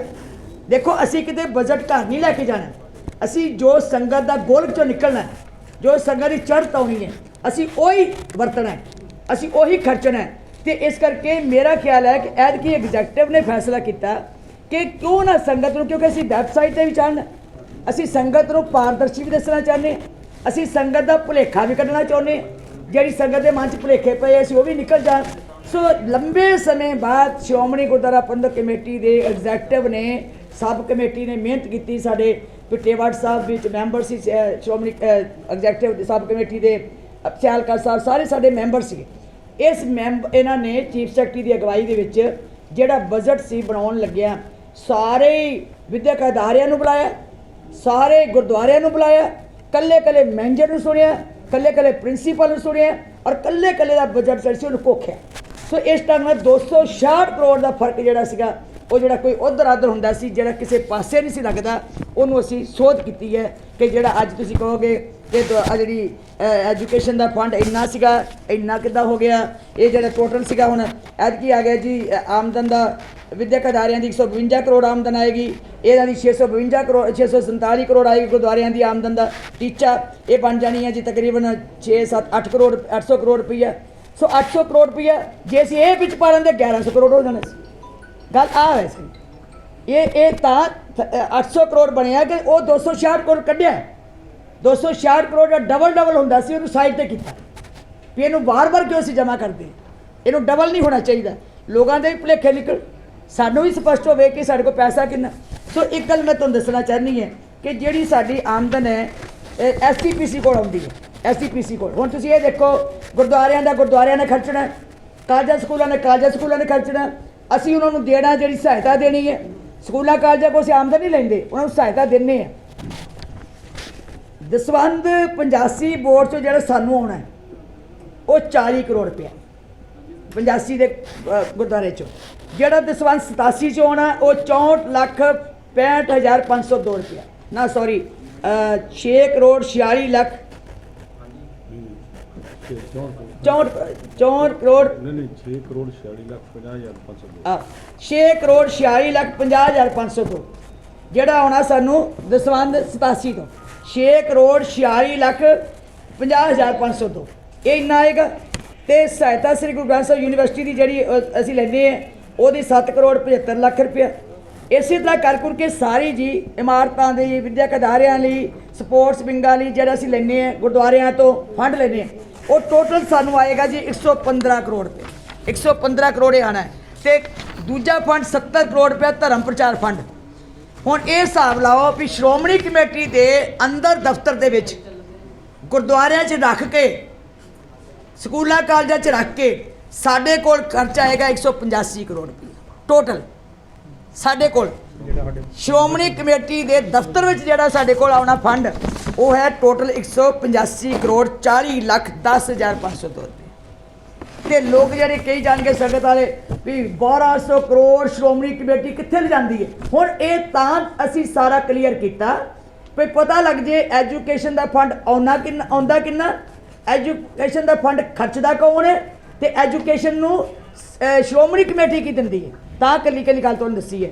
ਇਸੇ ਤਰ੍ਹਾਂ ਗੁਰਦੁਆਰਿਆਂ 'ਚ ਆਉਂਦਾ ਕਿੰਨਾ, ਅਸੀਂ ਕਿੰਨਾ ਲੈਂਦੇ ਹਾਂ ਤੇ ਗੁਰਦੁਆਰਿਆਂ 'ਚ ਕਿਹੜੀ ਚੀਜ਼ ਕਿੱਦਾਂ ਘਾਟਾ ਹੁੰਦਾ, ਕਿੰਨਾ ਖਰਚ ਹੁੰਦਾ, ਇਹ ਸਾਰੀ ਚੀਜ਼ ਕਲੀਅਰ ਕੀਤੀ ਹੈ। ਸੋ ਮੇਰੀ ਬੇਨਤੀ ਹੈ ਇਹ ਚੀਜ਼ਾਂ ਜਿਹੜੀਆਂ ਤੁਹਾਨੂੰ ਸਿਰਫ ਮੈਂ ਇਸ ਕਰਕੇ ਵੇਰਵੇ ਨਾਲ ਦੱਸਿਆ ਕਿ ਤੁਹਾਡੇ ਮਨ 'ਚ ਜਿਹੜੀ ਕੋਈ ਉਹੋ ਜਿਹੀ ਗੱਲ ਹੁੰਦੀ ਹੈ ਤੁਸੀਂ ਕਲੀਅਰ ਕਰ ਲਓ। ਗੁਰਦੁਆਰਾ ਤਨਖਾਹਾਂ ਦੀ ਦੱਸਣ ਲੱਗੀ। ਇੱਕ ਮਿੰਟ ਤਨਖਾਹਾਂ ਜਿਹੜੀਆਂ ਜੀ ਗੁਰਦੁਆਰਾ ਸਾਹਿਬਾਨਾਂ ਦੀ ਤਨਖਾਹ ਹੈ 212 ਕਰੋੜ ਰੁਪਇਆ। ਸਾਰੇ ਗੁਰਦੁਆਰਿਆਂ ਦੇ ਮੁਲਾਜ਼ਮਾਂ ਦੀ 212 ਕਰੋੜ ਰੁਪਇਆ ਤੇ 1 ਸਾਲ ਦੀ। ਤੇ ਵਿਦਿਅਕ ਅਦਾਰਿਆਂ ਦੀ 168 ਕਰੋੜ ਰੁਪਇਆ ਤਨਖਾਹ। ਇਹ ਟੋਟਲ 380 ਕਰੋੜ ਰੁਪਇਆ ਤੇ ਪਲੱਸ ਜਿਹੜੀ ਸਾਡੀ ਦਰਬਾਰ ਸਾਹਿਬ ਦੀ ਹੈ ਵੱਖਰੀ। ਸੋ ਇਹ ਜਿਹੜੀ ਸਾਡੀ ਤਕਰੀਬਨ 400 ਕਰੋੜ ਰੁਪਇਆ ਸਾਡਾ 440 ਕਰੋੜ ਰੁਪਈਆ ਸਾਡਾ ਇਕੱਲੇ ਮੁਲਾਜ਼ਮਾਂ ਦੀ ਤਨਖਾਹ ਜਾਂਦਾ, ਜਿਹੜਾ ਤਕਰੀਬਨ 43.42% ਜਿਹੜਾ ਇਹ ਜਿਹੜਾ ਖਰਚ ਹੈ ਤਨਖਾਹਾਂ ਦਾ। ਟੋਟਲ ਬਜਟ ਦਾ 43.42 ਕਰੋੜ 42% ਜਿਹੜਾ ਉਹ ਸਾਡਾ ਤਨਖਾਹਾਂ ਵਿੱਚ ਜਾਂਦਾ, ਜਦੋਂ ਕਿ 15% ਬਜਟ ਜਿਹੜਾ ਉਹ ਤਨਖਾਹ 'ਚ ਜਾਣਾ ਚਾਹੀਦਾ। 15% ਐਜ਼ ਪਰ ਰੂਲਸ ਕਹਿ ਦਿੰਦੇ ਸਰਕਾਰਾਂ ਵਾਲੇ ਵੀ ਟੋਟਲ ਆਮਦਨ ਦਾ 15-20% ਜਾਣਾ ਚਾਹੀਦਾ। ਫੈਕਟਰੀਆਂ ਵਾਲੇ ਵੀ ਕਰਨਗੇ, ਦੂਜੇ ਵੀ ਕਰਨਗੇ, ਕਿਉਂਕਿ ਸਾਡੀ ਸੰਸਥਾ ਜਿਹੜੀ ਸੇਵਾ ਨਾਲ ਜੁੜੀ ਹੈ। ਇੱਥੇ ਕਈ ਬਹੁਤ ਗਰੀਬ ਲੋਕ ਵੀ ਹੁੰਦੇ ਹੈ, ਕਈ ਤਾਂ ਪ੍ਰਚਾਰਕ ਹੁੰਦੇ ਹੈ, ਕਈ ਵਾਰ ਰਾਗੀ ਢਾਡੀ ਸਾਨੂੰ ਰੱਖਣੇ ਪੈਂਦੇ ਹੈ। ਅਸੀਂ ਕਿਤੇ ਇੰਨਾ ਰਿਜੜ ਨਹੀਂ ਹੋ ਸਕਦੇ, ਅਸੀਂ ਕਹਿੰਦੇ ਜੇ ਕਿਸੇ ਰੋਟੀ ਚੱਲਦੀ ਹੈ, ਕਿਸੇ ਪਰਿਵਾਰ ਪਲਦਾ ਤੇ ਅਸੀਂ ਉਹਦਾ ਪਰਿਵਾਰ ਪਾਲ ਦਈਏ। ਸੋ ਇਸ ਕਰਕੇ ਮੈਂ ਸਮਝਦੀ ਹਾਂ ਕਿ ਅੱਜ ਤੁਹਾਨੂੰ ਕਲੀਅਰ ਹੋਇਆ ਹੋਵੇਗਾ ਕਿ ਜੋ ਅਸੀਂ ਬਜਟ ਤਿਆਰ ਕੀਤਾ ਸੀਗਾ ਉਸ ਕੋਸ਼ਿਸ਼ ਕੀਤੀ ਹੈ ਕਿ ਤੁਹਾਨੂੰ ਅਸੀਂ ਕਲੀਅਰ ਕਰੀਏ। ਇੱਕ ਮੈਂ ਤੁਹਾਨੂੰ ਹੋਰ ਦੱਸਣਾ ਚਾਹੁੰਦੀ ਹਾਂ ਸਾਡੇ ਯਤਨ ਕੀ ਹੋਏ। ਸਾਡੇ ਯਤਨ ਜਿਹੜੇ ਹੋਏ ਹੈ ਐਗਜ਼ੈਕਟਿਵ ਨੇ ਕੀਤੇ, ਅਸੀਂ ਸਾਰੇ ਰਲ ਕੇ। ਅਸੀਂ 4 ਮਹੀਨੇ ਦੇ ਵਿੱਚ ਜੇ ਬਜਟ ਸੋਧ ਕੀਤੀ ਹੈ ਤੇ ਅਸੀਂ ਖਰਚੇ ਵੀ ਘਟਾਏ ਆ ਤੇ ਅਸੀਂ ਕੋਸ਼ਿਸ਼ ਕੀਤੀ ਹੈ ਸੰਗਤ ਨੂੰ ਮੋਬਿਲਾਈਜ਼ ਕਰਕੇ, ਸੰਗਤ ਨੂੰ ਪ੍ਰੇਰਨਾ ਦੇ ਕੇ ਤੇ ਅਸੀਂ ਸਾਰੇ ਰਲ ਕੇ ਕਿਸੇ ਢੰਗ ਦੇ ਨਾਲ ਸੇਵਾਵਾਂ ਸਿੱਧੀਆਂ ਸੰਗਤ ਕੋਲ ਕਰਾਈ। ਦੇਖੋ ਸ਼ਰਧਾ ਪੈਦਾ ਕਰਨੀ ਸਾਡਾ ਫਰਜ਼ ਬਣਦਾ। ਜਿੱਥੇ ਅਸੀਂ ਗੁਰੂ ਗ੍ਰੰਥ ਸਾਹਿਬ ਭਵਨ ਬਣਾਉਣ ਵਾਸਤੇ ਸੰਗਤ ਕੋਲੋਂ ਪ੍ਰੇਰ ਕੇ 9 ਕਰੋੜ ਰੁਪਈਆ ਪਵਾਇਆ, ਉੱਥੇ ਅਸੀਂ GST ਸਾਡੀ ਫਜ਼ੂਲ ਚੱਲ ਜਾਣੀ ਸੀ। ਉਹ ਅਸੀਂ ਸਾਰੀ ਘੋਖ ਕਰਕੇ ਕਾਗਜ਼ਾਂ ਦੀ ਉੱਤੇ ਕੱਢੀ ਕਿ ਉਹਦੇ 'ਤੇ ਮੈਂ ਅੱਗੇ ਵੀ ਦੱਸਿਆ ਵੀ 11,000 ਤੋਂ ਉੱਤੇ ਕਿਰਾਇਆ ਹੋਵੇ ਤੇ GST ਲੱਗਦੀ ਹੈ, ਪਰ ਸਾਡਾ ਕਿਰਾਇਆ ਸੀ 900 ਰੁਪਇਆ, 200 ਰੁਪਇਆ ਡੋਨੇਸ਼ਨ ਸੀ। ਉਹ ਕਿਤੇ ਰਸੀਦ ਕੱਟਣ ਵਾਲਿਆਂ ਨੇ ਸਿੱਧਾ ਕਿਰਾਇਆ ਹੀ ਲਿਖੀ ਗਿਆ 1100 ਰੁਪਇਆ ਕਿਰਾਇਆ ਹੀ। ਉਹ ਸਾਨੂੰ ਤਕਰੀਬਨ 3 ਕਰੋੜ ਦੀ GST ਦੇ ਨੋਟਿਸ ਆ ਗਏ। ਉਹ ਇੰਨਾ ਸਾਡੀ ਪਰੇਸ਼ਾਨੀ ਬਣੀ ਵੀ 3 ਕਰੋੜ GST ਆ ਗਈ। ਫਿਰ ਉਹਨਾਂ ਨੇ ਮਿਹਨਤ ਕਰਕੇ ਉਹ ਕਾਗਜ਼ ਲੱਭੇ ਜਿਹੜਾ ਕਿ 2017 ਚ ਹਰਚਰਨ ਸਿੰਘ ਦੀ ਬੈਂਚ ਚੀਫ ਸੈਕਟਰੀ ਨੇ ਇੱਕ ਮਤਾ ਪਾਇਆ ਸੀ ਐਗਜ਼ੈਕਟਿਵ 'ਚ ਕਿ ਨਹੀਂ ਇਹਦਾ ਵੀ ਇਹ ਜਿਹੜੀ ਕਿਰਾਇਆ 900 ਰੁਪਇਆ ਤੇ 200 ਰੁਪਏ ਡੋਨੇਸ਼ਨ, ਉਹਦੇ ਕਰਕੇ ਅਸੀਂ ਬਚੇ ਕਿ 900 ਰੁਪਇਆ ਹੀ ਕਿਰਾਇਆ ਵਾ, ਇਹ 1000 ਤੋਂ ਥੱਲੇ ਹੈ, ਇਸ ਕਰਕੇ GST ਦੇਣੀ ਨਹੀਂ ਬਣਦੀ। ਸੋ ਸਾਡੀ 3 ਕਰੋੜ ਅਸੀਂ GST ਬਚਾ ਲਈ ਜਿਹੜੀ ਅਸੀਂ ਦੇਣ ਨੂੰ ਤਿਆਰ ਹੋਏ ਪਏ ਸੀ, ਜਿਹੜਾ ਕੋਹਲੀ ਸਾਹਿਬ ਕਹਿੰਦੇ ਦੇਣੀ ਹੀ ਪੈਣੀ ਹੈ, ਲੇਕਿਨ ਅਸੀਂ ਜ਼ੋਰ ਲਾ ਕੇ ਮਿਹਨਤ ਕਰਕੇ ਅਸੀਂ 3 ਕਰੋੜ GST ਬਚਾਈ ਹੈ ਵੀ ਕਿਸੇ ਢੰਗ ਨਾਲ ਸਾਡੇ ਖਰਚੇ ਜਿਹੜੇ ਹੈ ਉਹ ਪੂਰੇ ਹੋ ਸਕਣ। ਫਿਰ ਸਾਡਾ ATG ਜਿਹੜੀ ਹੈ ਉਹ ਸਾਡੀ ਬੜੀ ਸਿਰਦਰਦੀ ਸੀ ਕਿ ਲੋਕੀ ਜਿਹੜੇ ਸਾਨੂੰ ਪੈਸੇ ਜਮ੍ਹਾਂ ਕਰਾਉਂਦੇ ਸੀ ਉਹਨਾਂ ਦਾ ਫਿਰ ਟੈਕਸ ਕੱਟਿਆ ਜਾਂਦਾ ਸੀ। ਉਹ ਬੜੇ ਪਰੇਸ਼ਾਨ ਹੁੰਦੇ ਸੀ ਸੰਗਤ, ਭਾਵੇਂ ਸਾਨੂੰ FCR ਮਿਲ ਗਈ ਸੀ, ਜਿਹੜੇ ਬਾਹਰਲੇ ਦੇਸ਼ਾਂ 'ਚੋਂ ਪੈਸੇ ਭੇਜਦੇ ਸੀਗੇ, ਜਿਹੜਾ FCR ਮਿਲ ਗਈ ਸੀ ਵੀ ਜਿਹੜੇ ਬਾਹਰੋਂ ਪੈਸੇ ਆਉਂਦੇ ਸੀਗੇ ਉਹਦੇ 'ਤੇ ਛੋਟ ਹੋ ਗਈ, ਲੇਕਿਨ ਜਿਹੜੇ ਲੋਕ ਇੱਥੋਂ ਪੈਸੇ ਦਿੰਦੇ ਸੀ ਉਹਨਾਂ ਦੇ ਉੱਤੇ ਟੈਕਸ ਲੱਗਦਾ ਸੀ। ਅਸੀਂ ਫਿਰ ਲੱਭਿਆ ਵੀ 2 ਵਾਰੀ ਇਹਨਾਂ ਨੇ ਅਪਲਾਈ ਕਿਤੇ ਕਰ ਦਿੱਤੀ, ਉਹ ਕਿਤੇ ਗਲਤ ਸੈਕਸ਼ਨ 'ਚ ਅਪਲਾਈ ਹੋ ਗਈ। ਪਰ ਜਦੋਂ ਅਸੀਂ ਲੱਭਿਆ ਹੈਰਾਨ ਹੋ ਗਏ, ਤੁਸੀਂ RTI ਰਾਹੀਂ ਉਹ ਲੱਭ ਕੇ ਮਿਹਨਤ ਕਰਵਾਈ, ਸਾਰਿਆਂ ਨੇ ਕਿਹਾ ਵੀ ਕੁਛ ਕੋਈ ਨਾ ਕੋਈ ਹੋਏਗੀ ਜ਼ਰੂਰ, ਇੰਨਾ ਤੇ ਹੋ ਨਹੀਂ ਸਕਦਾ ਵੀ ਕੋਈ ਸਾਡੇ ਕੋਲ ਹੋਵੇ ਨਾ। ਅਸੀਂ ਲੱਭਿਆ ਤੇ 19/6/1965 ਦੇ ਰਾਹੀਂ ਸਾਨੂੰ ਜਿਹੜੀ ਸ੍ਰੀ ਹਰਿਮੰਦਰ ਸਾਹਿਬ ਨੂੰ ATG 2B ਵਿੱਚ ਮਿਲੀ ਹੋਈ ਹੈ, ਧਾਰਾ 2B ਦੇ ਵਿੱਚ ਸੈਕਸ਼ਨ 2B ਦੇ ਵਿੱਚ ਜਿਹੜੀ ਮਿਲੀ ਹੈ ਕਨਸੈਸ਼ਨ ਮਿਲੀ ਹੈ। ਕਾਹਦੀ? ਜਿਹੜਾ ਕੋਈ ਤੁਹਾਨੂੰ ਰੈਨੋਵੇਸ਼ਨ ਵਾਸਤੇ, ਜਿਹੜਾ ਕੋਈ ਸਾਨੂੰ ਉਹਦੀ ਰਿਪੇਅਰ ਵਾਸਤੇ ਕੋਈ ਪੈਸਾ ਦਿੰਦਾ ਤੇ ਉਹ ਤੁਹਾਨੂੰ ਰਿਬੇਟ ਮਿਲਦੀ ਹੈ, ਉਹ ਟੈਕਸ ਦਾ ਮਾਫ ਹੋਏਗਾ। ਸੋ ਉਹਦੇ ਰਾਹੀਂ ਅਸੀਂ ਕਿਤੇ ਪਹਿਲਾਂ ਗਲਤੀ ਨਾਲ ਮੁਲਾਜ਼ਮਾਂ ਨੇ ਜਿਹੜੀ ਮੋਹਰ ਵੀ ਬਣਾਈ ਸੀ ਉਹ ਵੀ ਕਿਤੇ ਗਲਤ ਬਣੀ ਹੋਈ ਸੀ, ਅਸੀਂ ਸਾਰੀ ਠੀਕ ਕਰਾ ਕੇ ਹੁਣ ਮੋਹਰ ਬਣਾ ਕੇ 19/6/1965 ਵਾਲੀ ਮੋਹਰ ਬਣਾ ਕੇ ਦਿੱਤੀ ਹੈ। ਤੇ ਵਾਹਿਗੁਰੂ ਕਿਰਪਾ ਕਰੇ ਸਾਡਾ ATG ਬਚੇਗਾ। ਉਹਨਾਂ TDS ਜਿਹੜਾ ਕੱਟਿਆ ਜਾਂਦਾ ਸੀ ਉਹ TDS ਸਾਡਾ ਨਹੀਂ ਕੱਟਿਆ ਜਾਣਾ ਦਰਬਾਰ ਸਾਹਿਬ ਦਾ। ਜਿਹੜੇ ਸਾਡੇ FDA ਨੇ ਉਹਦਾ ATG ਜਿਹੜਾ ਕੱਟਿਆ ਜਾਂਦਾ, TDS ਕੱਟਿਆ ਜਾਂਦਾ ਸੀ, ਉਹ ਵੀ ਸਾਡਾ ਬਚਤ ਹੋ ਗਈ ਹੈ। ਸੋ ਮੇਰਾ ਖਿਆਲ ਹੈ ਕਿ ਸਾਡੇ ਕਾਫੀ ਅਸੀਂ ਫਾਈਨੈਂਸ਼ੀਅਲੀ ਜਿਹੜੇ ਫੰਡਸ ਹੈ ਉਹਨਾਂ ਦੀ ਅਸੀਂ ਤਿਆਰੀ ਕਰਕੇ ਕੋਸ਼ਿਸ਼ ਕੀਤੀ ਹੈ ਕਿ ਬਜਟ 'ਚ ਪਾਰਦਰਸ਼ੀ ਕਰੀਏ। ਫਿਰ ਵੀ ਕਿਉਂਕਿ ਸਮਾਂ ਥੋੜ੍ਹਾ ਸੀ, ਅਸੀਂ ਮਿਹਨਤ ਕੀਤੀ ਹੈ ਮੁਲਾਜ਼ਮਾਂ ਨੂੰ, ਕਿਉਂਕਿ ਨਵੇਂ ਮੁਲਾਜ਼ਮ ਵੀ ਪੁਰਾਣੀ ਘਾਸੀ ਪਈ ਸੀ ਜਿੱਦਾਂ ਹੁੰਦੀ ਹੈ, ਉਹਨਾਂ ਨੂੰ ਠੀਕ ਕਰਨ ਵਾਸਤੇ ਬੜਾ ਟਾਈਮ ਲੱਗਾ। ਇਹ ਤੇ ਕਹੋ ਵੀ ਸਾਡੇ ਸੱਜੇ ਖੱਬੇ ਬੈਠੀ ਮੇਰੀ ਟੀਮ ਜਿਹੜੀ ਹੈ ਇਹਨਾਂ ਨੇ ਪਿੱਛੇ ਪੈ ਪਾ ਕੇ ਠੀਕ ਕਰਾ ਲਈ, ਸਬ ਕਮੇਟੀ ਨੇ ਠੀਕ ਕਰਾ ਲਈ ਤੇ ਉਹਨਾਂ ਦਾ ਮਨ ਜਿਹੜਾ ਸੀ ਠੀਕ ਹੋਇਆ। ਨਹੀਂ ਤੇ ਸਾਡੇ ਵਾਸਤੇ ਬੜੀ ਮੁਸ਼ਕਲ ਸੀਗਾ ਇਸ ਬਜਟ ਨੂੰ ਪਾਰਦਰਸ਼ੀ ਕਰਨ ਵਾਸਤੇ ਤੇ ਕੱਲੀ ਕੱਲੀ ਚੀਜ਼ ਦੇ ਜਵਾਬ ਦੇ ਦੇਣ ਵਾਸਤੇ। ਆਉਣ ਵਾਲੇ ਸਮੇਂ 'ਚ ਮੈਂ ਵਿਸ਼ਵਾਸ ਦਵਾਨੀ ਹੈ ਕਿ ਇਹ ਤੋਂ ਵੀ ਵੱਧ ਜਿਸ ਤਰ੍ਹਾਂ ਅਸੀਂ ਸੇਵਾਵਾਂ ਕਰਾ ਰਹੇ ਹਾਂ, ਸੋਲਰ ਦੀ ਸਿਸਟਮ ਦੀ ਅਸੀਂ ਐਲਾਨ ਕੀਤਾ ਸੀ ਤੇ ਤਕਰੀਬਨ 1 ਮੈਗਾਵਾਟ ਦਾ 1.5 ਮੈਗਾਵਾਟ ਦਾ ਜਿਹੜਾ ਇੱਥੇ ਲੱਗਣਾ ਆਲਮੋਸਟ 4 ਕਰੋੜ ਦਾ, ਉਹਨੇ ਆਫਰ ਦਿੱਤੀ ਸੀ 8 ਕਰੋੜ ਦੀ। ਫਿਰ ਵੀ ਉਹਨਾਂ ਨੇ ਕਿਹਾ ਕਿ ਜੇ 4 ਇੱਥੇ ਲੱਗੂ ਤੇ 4 ਸਾਡਾ ਜਿੱਥੇ ਮਰਜ਼ੀ ਲਵਾ ਲਿਓ। ਸੋ ਉਹ ਇੱਕ ਸੰਸਥਾ ਹੈ, ਅਸੀਂ ਕੋਈ ਪੈਸਾ ਨਹੀਂ ਲੈ ਰਹੇ, ਨਾ ਅਸੀਂ ਪੈਸਾ ਲੈ ਰਹੇ ਹਾਂ ਨਾ ਅਸੀਂ ਪੈਸਾ ਦੇ ਰਹੇ। ਗਲਤ ਪ੍ਰਚਾਰ ਕਰਨ ਵਾਲੇ ਕਹਿੰਦੇ ਚੂਨਾ ਲੱਗ ਜਾਏਗਾ 4 ਕਰੋੜ ਦਾ। ਬੜਾ ਅਫਸੋਸ ਹੈ ਕਿ ਸਾਡੇ ਕੋਲ ਪੈਸਾ ਹੀ ਨਹੀਂ ਆ ਰਿਹਾ, ਨਾ ਅਸੀਂ ਪੈਸਾ ਦੇ ਰਹੇ ਤੇ ਉਹਦੇ ਆਪ ਸੇਵਾ ਕਰ ਰਹੇ। ਸੋ ਸੇਵਾਦਾਰ ਆ ਰਹੇ। ਬਾਬਾ ਬਲਜਿੰਦਰ ਸਿੰਘ ਜੀ ਉਸ ਸਟੀਮ ਕਿਚਨ ਦੀ ਸਾਰੀ ਤਿਆਰੀ ਤਕਰੀਬਨ ਉਹਨਾਂ ਦੀ ਹੋ ਗਈ ਹੈ। ਉਹ ਕਹਿੰਦੇ ਕਿ ਮੈਂ ਪੈਸਾ ਇੱਥੇ ਪਾਊਂਗਾ, ਖਰੀਦਾਂਗੇ, ਨਾਲ ਲੈ ਕੇ ਜਾਊਂਗਾ ਤੁਹਾਨੂੰ। ਦਫਾ ਸੈਕਸ਼ਨ 64 ਦੇ ਵਿੱਚ ਅਸੀਂ ਕਮੇਟੀ ਬਣਾਤੀ ਜਿਹੜੀ ਹਾਈ ਪਾਵਰਡ ਕਮੇਟੀ, ਜਿਹੜੀ ਜਾ ਕੇ ਪਰਚੇਜ ਕਰੇਗੀ ਔਰ ਖਰੀਦਣਗੇ ਉਹ ਸਮਾਨ। ਅਸੀਂ ਸਿਰਫ ਜਿਹੜਾ ਉਹਨਾਂ ਪੈਸਾ ਪਾਉਣਾ ਇੱਥੋਂ ਕਢਾ ਕੇ, ਕਿਉਂਕਿ ਉਹ ਕਹਿੰਦੇ ਬਿਲਿੰਗ ਤੁਸੀਂ ਆਪਣੇ ਨਾਂ 'ਤੇ ਲਓ, ਬਿਲਿੰਗ ਦੀ। ਅਤੇ ਮਤੇ ਤੇ ਕਾਫੀ ਮੇਰੇ ਖਿਆਲ ਤੁਸੀਂ ਲੈ ਹੀ ਲਏ ਹੈ। ਹੁਣ ਕੱਲੇ ਕੱਲੇ ਮਤੇ ਨੂੰ ਪੜ੍ਹਨ ਦਾ ਮੈਨੂੰ ਟਾਈਮ ਵੀ ਲੱਗੇਗਾ, ਜੇ ਤੁਸੀਂ ਕਹੋ ਤੇ ਮੈਂ ਤੇ ਦੱਸ ਦੇਣੀ। ਵਿੱਚ ਉਹ ਅਸੀਂ UN ਨੂੰ ਬੇਨਤੀ ਕੀਤੀ ਹੈ ਕਿ ਇਸ ਈਅਰ ਨੂੰ ਮਨੁੱਖੀ ਅਧਿਕਾਰ ਦਾ ਈਅਰ ਜਿਹੜਾ ਉਹ ਐਲਾਨ ਕੀਤਾ ਜਾਵੇ। ਦੂਜਾ ਮਤਾ ਸੀ ਜਿਹੜਾ ਅਸੀਂ ਇੱਕ ਵਫਦ ਬਣਾ ਕੇ ਭੇਜਾਂਗੇ, ਚਿੱਠੀ ਵੀ ਲਿਖਾਂਗੇ। ਹਾਂਜੀ, ਅੱਗੇ ਵੀ ਲਿਖੀ ਹੈ ਜੀ, ਅਸੀਂ ਪਹਿਲਾਂ ਵੀ ਪਾਈ ਹੈ, ਹੁਣ ਫਿਰ ਲਿਖਾਂਗੇ। ਔਰ ਮੈਂ ਇੱਕ ਵਫਦ ਵੀ ਬਣਾ ਰਹੀ ਹਾਂ, ਕਿਸੇ ਢੰਗ ਦੇ ਨਾਲ ਅਸੀਂ ਭਾਰਤ ਸਰਕਾਰ ਕੋਲ ਵੀ ਜਾਈਏ। ਸਾਡੇ ਕੋਲ ਬਹੁਤ ਸਾਰੀਆਂ ਭਾਰਤ ਸਰਕਾਰ ਨਾਲ ਸੰਬੰਧਿਤ ਹੈ, ਜਿਸ ਤਰ੍ਹਾਂ ਸਾਡੇ ਮਤਲਬ ਆਪਣੇ ਕਿਸਾਨਾਂ ਦੇ ਸੰਬੰਧ ਵਿੱਚ ਉਹ ਵੀ ਪਾਇਆ, ਅਸੀਂ ਸ਼ਰਧਾਂਜਲੀਆਂ ਦਿੱਤੀਆਂ। ਫਿਰ ਉਹਨਾਂ ਨੂੰ ਵੀ ਕਿਹਾ ਕਿ ਗੁਰੂ ਤੇਗ ਬਹਾਦਰ ਸਾਹਿਬ ਜੀ ਦੇ ਇਸ ਸਮਾਗਮ ਦੇ ਉੱਤੇ ਸਾਨੂੰ ਕੋਈ ਐਸੀ ਯਾਦਗਾਰ ਜਿਹੜੀ ਕਿ ਖਾਲਸਾ ਹੀ ਜਿੱਦਾਂ ਇਮਾਰਤ ਵਿਰਾਸਤ-ਏ ਖਾਲਸਾ ਬਣਾਈ ਸੀ ਨਾ 300 ਸਾਲਾਂ ਦੇ ਉੱਤੇ ਅਨੰਦਪੁਰ ਸਾਹਿਬ, ਇਸ ਤਰ੍ਹਾਂ ਦੀ ਕੋਈ ਨੈਸ਼ਨਲ ਲੈਵਲ ਦੇ ਉੱਤੇ ਕੋਈ ਵੱਡੀ, ਕਿਉਂਕਿ ਉਹ ਸਰਬੱਤ ਦੇ ਭਲੇ ਵਾਸਤੇ ਉਹਨਾਂ ਦਿੱਤੀ ਸੀ, ਧਰਮ ਬਚਾਉਣ ਵਾਸਤੇ ਦਿੱਤੀ ਸੀ ਸ਼ਹਾਦਤ, ਉਹਨਾਂ ਦੀ ਕੋਈ ਐਡੀ ਢੁਕਵੀਂ ਯਾਦਗਾਰ ਹੋਵੇ, ਉਹ ਵੀ ਅਸੀਂ ਵਿਦਵਾਨਾਂ ਨਾਲ ਡਿਸਕਸ ਕਰਾਂਗੇ ਵੀ ਅਸੀਂ ਕੀ ਮੰਗ ਕਰ ਸਕਦੇ ਹਾਂ ਵੀ ਉਹ ਬਣਾਈ ਜਾਵੇ, ਤਾਂ ਜੋ ਸੰਸਾਰ ਦੇ ਲੋਕ ਉੱਥੋਂ ਕੁਝ ਨਾ ਕੁਝ ਆਉਣ ਵਾਲੀਆਂ ਪੀੜ੍ਹੀਆਂ ਜਿਹੜੀਆਂ ਉਹ ਸਿਹਤ ਲੈ ਕੇ ਜਾਣ।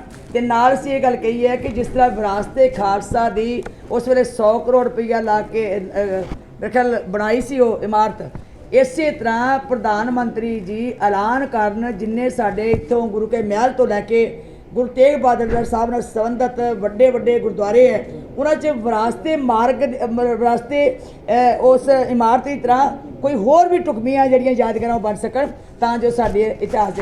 ਬਾਕੀ ਜਿਹੜੀ ਬਾਣੀ ਹੈ ਉਹ ਵੱਖ-ਵੱਖ ਲੈਂਗੁਏਜ ਵਿੱਚ ਸਰਕਾਰ ਛਪਾਵੇ, ਪਰ ਸ਼੍ਰੋਮਣੀ ਕਮੇਟੀ ਨੂੰ ਨੋਡਲ ਕਮੇਟੀ ਬਣਾਵੇ। ਇਸ ਤਰ੍ਹਾਂ ਦੀਆਂ ਬਹੁਤ ਸਾਰੀਆਂ ਚੀਜ਼ਾਂ ਨੇ ਜਿਹੜੇ ਉਹਨਾਂ ਦੇ ਸਬਜੈਕਟ ਜਿਹੜੇ ਉਹਨਾਂ ਦਾ ਇਤਿਹਾਸ ਜਿਹੜਾ ਉਹ ਸਾਰੀਆਂ ਸਕੂਲਾਂ ਕਾਲਜਾਂ ਵਿੱਚ ਸਬਜੈਕਟ ਦੇ ਤੌਰ 'ਤੇ ਲਾਗੂ ਕੀਤਾ ਜਾਵੇ। ਬੇਲੋੜੀ ਦਖਲਅੰਦਾਜ਼ੀ ਜਿਹੜੀ ਅੱਜ RSS ਸਾਡੇ ਧਰਮ ਵਿੱਚ ਜਾਂ ਘੱਟ ਗਿਣਤੀਆਂ ਦੇ ਵਿੱਚ ਕੋਈ ਦਖਲਅੰਦਾਜ਼ੀ ਦੇ ਰਹੀ ਹੈ, ਇਹ ਸਰਕਾਰਾਂ ਬੇਲੋੜੀ ਦਖਲਅੰਦਾਜ਼ੀ ਬੰਦ ਕਰਨ ਔਰ ਜਿਹੜੇ ਸਾਡੇ ਧਾਰਮਿਕ ਕੰਮਾਂ ਵਿੱਚ ਜਾਂ ਧਾਰਮਿਕ ਸਥਾਨਾਂ ਦੇ ਉੱਤੇ ਬੇਲੋੜੀ ਦਖਲਅੰਦਾਜ਼ੀ ਕਰਦੇ ਉਹਨੂੰ ਨੱਥ ਪਾਉਣ, ਤਾਂ ਜੋ ਇਹ ਲੋਕ ਜਿਹੜੇ ਹੈ ਨਕੇਲ ਪਾ ਕੇ ਸਾਂਭੇ ਜਾ ਸਕਣ ਤੇ ਸਾਡੇ ਧਰਮ ਦੇ ਵਿੱਚ ਕੋਈ ਅਧਰਮ ਨਾ ਹੋ ਸਕੇ। ਸੋ ਇਸੇ ਤਰ੍ਹਾਂ ਜਿਹੜੀਆਂ ਵੱਡੀਆਂ ਕੁਰਬਾਨੀਆਂ ਹੋਈਆਂ, ਨਨਕਾਣਾ ਸਾਹਿਬ ਦਾ ਨਿੰਦਾ ਵੀ ਕੀਤੀ ਹੈ।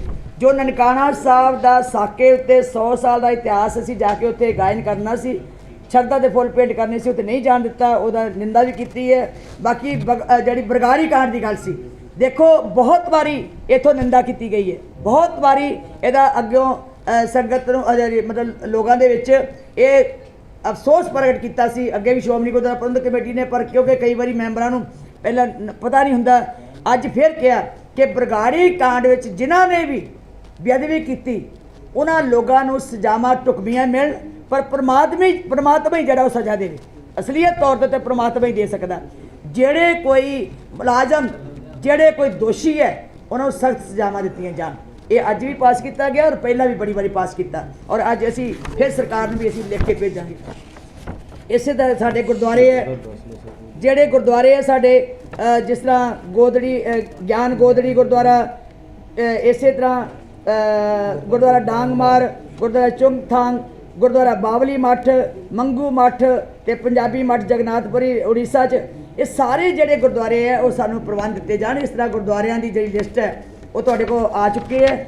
ਬਹੁਤ ਸਾਰੀਆਂ ਜਿਹੜੀਆਂ ਸਾਡੇ ਬਾਹਰ ਅਮਰੀਕਾ ਦੇ ਵਿੱਚ ਕਨੈਕਟੀਕਟ ਸ਼ਹਿਰ ਵਿੱਚ, ਕਨੈਕਟੀਕਟ ਦੇ ਵਿੱਚ ਜਿਹੜੀ ਇਹਨਾਂ ਨੂੰ ਨਿਸ਼ਾਨ ਸਾਹਿਬ ਦੀ ਸਿੱਖ ਧਰਮ ਦੀ ਜਿਹੜੀ ਪਛਾਣ ਸੀ, ਨਿਸ਼ਾਨ ਸਾਹਿਬ ਨੂੰ ਮਾਨਤਾ ਦਿੱਤੀ ਔਰ ਉਹਨਾਂ ਨੂੰ ਬੜਾ ਵੱਡਾ ਮਾਣ ਮਿਲਿਆ, ਜਿੱਥੇ ਵਧਾਈ ਦਿੱਤੀ ਹੈ ਤੇ ਧੰਨਵਾਦ ਵੀ ਕੀਤਾ। ਸੋ ਇਸ ਤਰ੍ਹਾਂ ਦੀਆਂ ਬਹੁਤ ਸਾਰੀਆਂ ਜਿੱਥੇ ਸ਼ਰਧਾ ਦੇ ਫੁੱਲ ਭੇਂਟ ਕੀਤੇ ਗਏ ਵਿਛੜੀਆਂ ਰੂਹਾਂ ਨੂੰ, ਉੱਥੇ ਨਾਲ ਨਾਲ ਯਾਦਗਾਰਾਂ ਜਾਂ ਹੋਰ ਇਤਿਹਾਸਕ ਕੰਮ ਕਰਨ ਵਾਸਤੇ ਜਿਹੜੀਆਂ ਉਹ ਰੱਖੀਆਂ ਗਈਆਂ ਗੱਲਾਂ।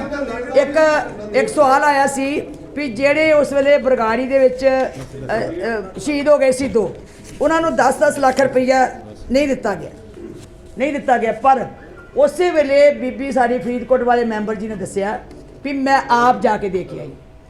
ਮੈਂਬਰ ਲਖਵੀਰ ਸਿੰਘ ਜੀ ਰਾਈਆਂ ਵਾਲੇ ਉਹ ਨਾਲ ਗਏ, ਅਸੀਂ ਦੋਨੋਂ ਜਾਣੇ 10-10 ਲੱਖ ਰੁਪਇਆ ਸ਼੍ਰੋਮਣੀ ਗੁਰਦੁਆਰਾ ਪ੍ਰਬੰਧਕ ਕਮੇਟੀ ਵੱਲੋਂ ਦੇ ਕੇ ਆਏ।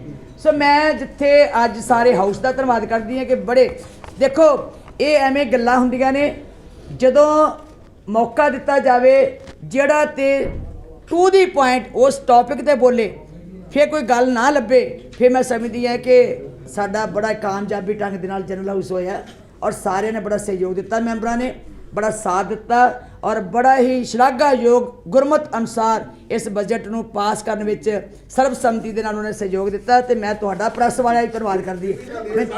ਮੈਨੂੰ ਤਾਂ ਅੱਜ ਖੁਸ਼ੀ ਬੜੀ ਹੋ ਰਹੀ ਵੀ ਜਿਹੜੇ ਨਹੀਂ ਸੀ ਕਦੀ ਆਏ ਉਹ ਵੀ ਅੱਜ ਆ ਗਏ। ਵਾਹਿਗੁਰੂ ਦੀ ਕਿਰਪਾ ਹੋ ਗਈ ਹੈ। ਕਰ ਲਿਆ ਅੱਜ ਹੋਈ ਮੈਨੂੰ ਨਹੀਂ ਅਸੀਂ ਕੱਲ ਨੰਦੇੜ ਸਾਹਿਬ ਦੇ ਵਿੱਚ ਜਦੋਂ ਸਜਾਮ ਤੋਂ ਰੋਕਿਆ ਗਿਆ ਸੀ ਤੇ ਉਹ ਉੱਥੇ ਕਲੈਸ਼ ਹੋ ਗਿਆ। ਸੌਰੀ, ਮੈਂ ਦਰਅਸਲ ਮੈਂ ਸਵੇਰ ਦੀ ਬਜਟ 'ਚ ਹੀ ਲੱਗੀ ਰਹੀ ਤੇ ਮੈਂ ਦੇਖੀ ਨਹੀਂ। ਬਹੁਤ ਮਾੜੀ ਗੱਲ ਹੈ ਜੀ। ਦੇਖੋ ਗੱਲ ਇਹ ਉਹੀ ਤੇ ਕਹਿ ਰਹੇ ਹਾਂ ਕਿ ਧਾਰਮਿਕ ਸਥਾਨਾਂ ਤੇ ਧਾਰਮਿਕ ਸਮਾਗਮਾਂ ਦੇ ਵਿੱਚ ਜੇ ਕੋਈ ਸ਼ਰਾਰਤਾਂ ਕਰਦੇ ਹੈ ਜਾਂ ਸਰਕਾਰਾਂ ਇਸ ਗੱਲ ਨੂੰ ਰੋਕ ਕਰਦੀਆਂ, ਇਹੀ ਤੇ ਕਹਿੰਦੇ ਆ ਕਿ ਇਹਦੇ 'ਚ ਦਖਲਅੰਦਾਜ਼ੀ ਨਹੀਂ ਹੋਣੀ ਚਾਹੀਦੀ, ਧਾਰਮਿਕ ਆਜ਼ਾਦੀ ਹੋਣੀ ਚਾਹੀਦੀ ਹੈ, ਧਾਰਮਿਕ ਸਾਡੇ ਕਾਰੋਬਾਰ ਚੱਲਦੇ ਰਹਿਣ, ਇਹ ਸਰਕਾਰਾਂ ਯਕੀਨਨ ਬਣਾਉਣ। ਔਰ ਜਿਹੜੀ ਖਾਮਖਾ ਦਖਲਅੰਦਾਜ਼ੀ ਹੁੰਦੀ ਹੈ, ਖਾਮਖਾ ਉਹਨਾਂ ਨੂੰ ਰੋਕਿਆ ਜਾਂਦਾ ਜਾਂ ਕੋਈ ਵਿੱਚ ਉਹਨਾਂ ਦੇ ਉੱਤੇ ਧੱਕਾ ਹੁੰਦਾ, ਉਹ ਨਹੀਂ ਹੋਣਾ ਚਾਹੀਦਾ। ਪਰ ਉਹ ਕਹਿੰਦੇ ਸੀ ਅਸੀਂ ਕੋਵਿਡ-19 ਦੀ ਇਨਫੈਕਸ਼ਨ ਨੂੰ ਲੈ ਕੇ ਰੋਕਿਆ ਸੀ, ਪਰ ਇਹਨਾਂ ਫਿਰ ਵੀ ਇਹ ਮਹੱਲਾ ਕੱਢਿਆ। ਦੇਖੋ ਮੈਨੂੰ ਤਾਂ ਸਮਝ ਨਹੀਂ ਆਉਂਦੀ ਕਿ ਜੇ ਕੋਵਿਡ-19 ਸਾਰੇ ਗੁਰਦੁਆਰੇ ਸੰਗਤਾਂ ਆ ਰਹੀਆਂ, ਉਹਨਾਂ ਦੀ ਆਪਣੀ ਸ਼ਰਧਾ ਦੇ ਸਤਿਕਾਰ ਲੈ ਕੇ, ਇੱਥੇ ਕੁੰਭ ਦਾ ਮੇਲਾ ਲੱਗਾ, ਉੱਥੇ ਕਰੋੜਾਂ ਰੁਪਏ ਲੋਕ ਗਏ ਹੈ, ਇੱਥੇ ਹੋਲੇ ਮਹੱਲੇ ਦੇ ਵਿੱਚ ਲੱਖਾਂ ਲੋਕ ਆਏ ਹੈ, ਚੋਣਾਂ ਹੋ ਰਹੀਆਂ ਸਟੇਟਾਂ ਦੇ ਵਿੱਚ ਹਜ਼ਾਰਾਂ ਦੀ ਗਿਣਤੀ 'ਚ ਇਕੱਠੇ ਹੁੰਦੇ ਹੈ। ਜੇ ਇਹ ਸਾਰੀਆਂ ਚੀਜ਼ਾਂ ਦੇਖੋ ਪਿੱਛੇ ਪੈਨਿਕ 'ਚ ਪਾ ਕੇ ਲੋਕਾਂ ਨੂੰ ਇੰਨਾ ਤੰਗ ਕੀਤਾ ਸੀ ਕਿ ਲੋਕਾਂ ਦੀ ਰੋਜੀ ਰੋਟੀ ਮੁੱਕ ਗਈ, ਲੋਕਾਂ ਦੀ ਚਿੰਤਾ ਬਣ ਗਈ ਸੀ। ਮੈਂ ਕਹਿੰਦੀ ਹਾਂ ਕਿ ਸਰਕਾਰ ਨੂੰ ਸੁਚੇਤ ਕਰਨਾ ਫਰਜ਼ ਬਣਦਾ, ਹਦਾਇਤਾਂ ਦੇਣੀਆਂ ਫਰਜ਼ ਬਣਦੀਆਂ, ਪਰ ਇਹਨਾਂ ਧਾਰਮਿਕ ਮਸਲਿਆਂ ਵਿੱਚ ਦਖਲਅੰਦਾਜ਼ੀ ਨਹੀਂ ਕਰਨੀ ਚਾਹੀਦੀ ਜਿਹੜਾ ਲੋਕਾਂ ਦੀਆਂ ਸਿੱਖਾਂ ਦੀਆਂ ਭਾਵਨਾਵਾਂ ਨੂੰ ਜਾਂ ਸੰਗਤਾਂ ਦੀਆਂ ਭਾਵਨਾਵਾਂ ਨੂੰ ਸੱਟ ਵੱਜੇ। ਦੇਖੋ ਮੈਂ ਉਸ ਗੱਲ ਦੀ ਨਿੰਦਾ ਕਰਦੀ ਹਾਂ, ਇਹ ਸ਼ਰਾਰਤਾਂ ਨਹੀਂ ਕਰਨੀਆਂ ਚਾਹੀਦੀਆਂ, ਨਾ ਕੋਈ ਕਿਸਾਨ ਕਰ ਸਕਦੇ ਹੈ, ਨਾ ਕੋਈ ਸੂਝਵਾਨ ਲੋਕ ਕਰ ਸਕਦੇ ਹੈ। ਜੇ ਕੋਈ ਸ਼ਰਾਰਤ ਕਰਦਾ ਇਹਦਾ ਮਤਲਬ ਕਿ ਸਰਕਾਰਾਂ ਦੋਨਾਂ ਦੀ ਨਾਕਾਮੀ 'ਚ, ਪਹਿਲਾਂ ਤਾਂ ਭਾਰਤ ਸਰਕਾਰ ਦੀ ਨਾਕਾਮੀ ਹੈ ਕਿ ਲੋਕਾਂ ਨੂੰ ਇਹ ਸਮਾਂ ਕਿਉਂ ਦਿੱਤਾ ਕਿ ਐਡੇ ਵੱਡੇ ਰੋਹ 'ਚ ਆ ਜਾਣ, ਐਡੇ ਵੱਡੇ ਗੁੱਸੇ 'ਚ ਆ ਜਾਣ। ਦੂਜਾ ਪੰਜਾਬ ਸਰਕਾਰ ਦਾ ਲਾਅ ਐਂਡ ਆਰਡਰ ਕਿੱਥੇ ਹੈ? ਲਾਅ ਐਂਡ ਆਰਡਰ ਕਿੱਥੇ ਹੈ? ਜਿੱਥੇ ਇੱਕ ਐਮਐਲਏ ਨੂੰ ਸ਼ਰੇਆਮ ਪੁਲਿਸ ਦੇ ਸਾਹਮਣੇ ਕੁੱਟਿਆ ਜਾਵੇ, ਨੰਗਾ ਕੀਤਾ ਜਾਵੇ, ਕੱਪੜੇ ਪਾੜੇ ਜਾਣ, ਤੇ ਪੰਜਾਬ ਸਰਕਾਰ ਦੀ ਪੁਲਿਸ ਜਾਂ ਲਾਅ ਐਂਡ ਆਰਡਰ ਕੀ ਕਰਦਾ ਉੱਥੇ? ਉਹ ਕੀ ਉਹਨਾਂ ਦੀ ਡਿਊਟੀ ਨਹੀਂ ਸੀ ਬਣਦੀ ਕਿ ਧਿਆਨ ਰੱਖਣਾ? ਉਹਨਾਂ ਦੀ ਡਿਊਟੀ ਨਹੀਂ ਸੀ ਬਣਦੀ ਪ੍ਰਸ਼ਾਸਨ ਦੀ ਕਿ ਐਮਐਲਏ ਸਾਹਿਬ ਨੂੰ ਬਚਾ ਕੇ ਰੱਖਣਾ? ਸੋ ਮੈਂ ਸਮਝਦੀ ਕਿ ਦੋਨਾਂ ਹੀ ਸਰਕਾਰਾਂ ਇਹ 'ਚ ਫੇਲ ਹੋਈਆਂ। ਨਾ ਮੈਂ ਕਿਸਾਨਾਂ ਦਾ ਕੋਈ ਦੋਸ਼ ਨਹੀਂ ਕਰਦੀ ਇਹ 'ਚ, ਕਿਉਂਕਿ ਕਿਸਾਨ ਇਹ ਕਰ ਹੀ ਨਹੀਂ ਸਕਦਾ। ਇੰਨਾ ਲੰਬਾ ਸੰਘਰਸ਼ ਚੱਲਿਆ, ਅੱਜ ਤੱਕ ਇੱਕ ਵਾਰੀ ਵੀ ਕੋਈ ਐਸੀ ਗੱਲ ਨਹੀਂ ਹੋਈ ਜਿਹਦੇ 'ਚ ਕੋਈ ਲਾਅ ਐਂਡ ਆਰਡਰ ਨੂੰ ਕਿਸੇ ਨੇ ਹੱਥ 'ਚ ਲਿਆ ਹੋਵੇ। ਸੋ 912 ਕਰੋੜ 59,26,000 ਦਾ ਬਜਟ ਆਪਾਂ ਪੇਸ਼ ਕੀਤਾ, ਜਿਹੜੇ ਖਰਚ ਸਾਡੇ ਹੁਣੇ ਹੀ ਹੋਣੇ ਨੇ, ਤੈਅ ਹੋ ਚੁੱਕੇ ਨੇ ਜੀ। ਪਰ ਆਪਾਂ ਆਸ ਕਰ ਰਹੇ ਹਾਂ ਕਿ 871 ਕਰੋੜ 93,94,537 ਰੁਪਏ ਸਾਨੂੰ ਆਉਣ ਦੀ ਉਮੀਦ ਹੈ, ਜਦ ਕਿ 40 ਕਰੋੜ 66,01,463 ਰੁਪਏ ਦਾ ਘਾਟਾ ਨਜ਼ਰ ਆ ਰਿਹਾ। ਤੇ ਘਾਟਾ ਕਿੱਥੋਂ ਪੂਰਾ ਕਰਾਂਗੇ ਜੇ ਕਰੋਨਾ ਕਰਨਾ ਕਾਲ ਹੋਰ ਚੱਲ ਗਿਆ? ਦੇਖੋ ਵਾਹਿਗੁਰੂ ਕਿਰਪਾ ਕਰੇਗਾ ਜੀ। ਮੈਂ ਤੁਹਾਨੂੰ ਅੱਗੇ ਕਿਹਾ ਕਿ ਸੰਗਤਾਂ ਦੀ ਸ਼ਰਧਾ ਸਤਿਕਾਰ ਦੇ ਨਾਲ ਹੀ ਸਾਡੇ ਬਜਟ ਚੱਲਦੇ ਹੈ। ਕੋਈ ਗੱਲ ਨਹੀਂ, ਗੁਰੂ ਕਿਰਪਾ ਕਰੇਗਾ। ਗੁਰੂ ਘਰਾਂ ਵਿੱਚ ਥੋੜ੍ਹੀਆਂ ਬਹੁਤੀਆਂ ਸਾਡੀਆਂ ਐਫਡੀਆਂ ਵੀ ਪਈਆਂ ਹੁੰਦੀਆਂ ਨੇ, ਸਾਡੇ ਬਚਤਾਂ ਵੀ ਪਈਆਂ ਹੁੰਦੀਆਂ ਨੇ, ਅਸੀਂ ਉਹ ਬਚਤਾਂ ਵਿੱਚੋਂ ਖਰਚ ਕਰਦੇ। ਜੇ ਕੋਈ ਬਚਤਾਂ ਪਈਆਂ ਹੋਣ ਪਿੱਛੇ ਸਾਂਭ ਕੇ ਰੱਖੇ ਹੁੰਦੇ ਆ, ਅਸੀਂ ਜੇ ਕੋਈ ਸਾਨੂੰ ਮੰਨ ਲਓ ਕਿ ਨਹੀਂ ਪੂਰਾ ਹੋ ਰਿਹਾ, ਅਸੀਂ ਨਾ ਤੇ ਖਰਚੇ ਘਟਾ ਸਕਦੇ। ਸੰਗਤਾਂ ਜਿਹੜੀਆਂ ਬੇਸ਼ੁਮਾਰ ਸ਼ਰਧਾ ਰੱਖਦੀਆਂ, ਉਹ ਸੇਵਾ 'ਚ ਵੀ ਵਾਧਾ ਹੋ ਸਕਦਾ, ਉਹ ਚੜ੍ਹਤ ਵਿੱਚ ਵੀ ਵਾਧਾ ਹੋ ਸਕਦਾ। ਸਾਨੂੰ ਚਿੰਤਾ ਹੀ ਕੋਈ ਨਹੀਂ, ਕਿਉਂਕਿ ਗੁਰੂ ਰਾਮਦਾਸ ਦੇ ਘਰ 'ਚ ਕੋਈ ਚਿੰਤਾ ਨਹੀਂ। ਟੋਟਲ ਬਜਟ ਦੀ ਗੱਲ ਕਰੀਏ ਤਾਂ ਕਿੰਨਾ ਹੈ? ਐਜੂਕੇਸ਼ਨ ਵੀ ਬੁਲਾ ਲਈਏ, ਤੁਸੀਂ ਰਲਾ ਲਓ, ਹੁਣ ਮੈਂ ਤੁਹਾਨੂੰ ਲਿਖਾਤਾ 912 ਕਰੋੜ ਰੁਪਏ। ਬਿਲਕੁਲ ਜੀ, ਨਿੰਦਾ ਪ੍ਰਸਤਾਵ ਵੀ ਕੀਤੇ ਗਏ ਹੈ, ਪੰਜਾਬ ਸਰਕਾਰ ਨੂੰ ਲਿਖਿਆ ਵੀ ਜਾਏਗਾ, ਭਾਰਤ ਸਰਕਾਰ ਨੂੰ ਵਫਦ ਵੀ ਮਿਲੇਗਾ, ਤੇ ਆਉਣ ਵਾਲੇ ਸਮੇਂ 'ਚ ਚੜ੍ਹਦੀ ਕਲਾ ਦੇ ਨਾਲ ਹੋਰ ਅੱਗੇ ਵਧਾਂਗੇ। ਬੀਬੀ ਜੀ, ਵਿਦਿਅਕ ਅਦਾਰੇ ਲਗਾਤਾਰ ਘਾਟੇ 'ਚ ਜਾ ਰਹੇ ਆ। ਦੂਜਾ ਇਹ ਹੈ ਕਿ ਇਹ ਸਮੇਂ ਦੇ ਹਾਲੇ ਵੀ ਨਹੀਂ ਬਣ ਸਕਿਆ ਅਜੇ ਤੱਕ ਕਿ ਇੱਕ ਆਪਣਾ ਪ੍ਰਭਾਵ ਬਣਾ ਸਕਣ, ਉਹਦੇ ਵਾਸਤੇ ਕੀ ਇਹ ਤੁਹਾਨੂੰ ਭੁਲੇਖਾ ਜੀ, ਸਾਡੇ ਕਾਲਜ ਜਿਨ੍ਹਾਂ ਨੇ ਐਕਸੀਲੈਂਸ ਦੇ ਦਰਜੇ ਵੀ ਲਏ ਨੈਕ ਵੱਲੋਂ, ਸਾਡੇ ਕਾਲਜ 7-7 ਹਜ਼ਾਰ ਦੀ ਸਟਰੈਂਥ ਨਾਲ ਵੀ ਚੱਲ ਰਹੇ ਹੈ, ਔਰ ਬੜੀ ਵਧੀਆ ਢੰਗ ਦੇ ਨਾਲ ਪੈਰਾਂ ਤੇ ਖੜੇ ਵੀ ਹੈ। ਸਾਡੇ ਸਕੂਲ ਤੁਸੀਂ GNE ਵੇਖ ਲਓ, ਸਾਡਾ ਇੰਜੀਨੀਅਰ ਕਾਲਜ, ਉਸ ਟਰਸਟ ਥੱਲੇ 10 ਸਕੂਲ ਚੱਲਦੇ ਹੈ, ਤੇ CBSE ਦੀ ਪੂਰੇ ਪੰਜਾਬ ਦੀ ਪੂਰੀ ਲਿਸਟ ਜਿਹੜੀ ਉਹ 100 ਪਹਿਲੇ ਸਕੂਲਾਂ ਵਿੱਚ ਹੈ। ਦਸੇ ਦੇ ਦਸੇ ਹੀ ਬੈਸਟ ਕੁਆਲਿਟੀ ਦੇ ਗਿਣੇ ਜਾਂਦੇ ਹੈ। ਸੋ ਕਈ ਦੇਖੋ ਗੱਲਾਂ ਆਪਾਂ ਹਰ ਗੱਲ ਨਾ ਲਈਏ, ਕਈ ਵਾਰੀ ਸਕੂਲ ਰਿਮੋਟ ਏਰੀਆ 'ਚ ਖੁੱਲ੍ਹੇ ਹੈ, ਲੋਕ ਗਰੀਬ ਹੁੰਦੇ ਹੈ, ਨਹੀਂ ਉਹਨਾਂ ਦੇ ਬੋਝ ਚੱਲਦੇ, ਫਿਰ ਸਾਨੂੰ ਆਪ ਚੱਲਣਾ ਪੈਂਦਾ। ਕੋਈ ਅੱਛਾ, ਇਹ ਵੀ ਮੈਂ ਤੁਹਾਨੂੰ ਦੱਸ ਦਿੰਦੀ ਹੈ, ਚਿੰਤਾ ਨਾ ਕਰਿਆ ਕਰੋ, ਸਾਡਾ ਘਰ ਹੈ, ਸਾਡੇ ਸਕੂਲ ਹੈ, ਸਾਡੇ ਬੱਚੇ ਹੈ, ਜੇ ਸਾਨੂੰ ਨਹੀਂ ਵੀ ਫੀਸ ਆਂਦੀ ਨਾ ਅਸੀਂ ਤਾਂ ਵੀ ਉਹਨਾਂ ਦੀ ਮਦਦ ਕਰਨੀ।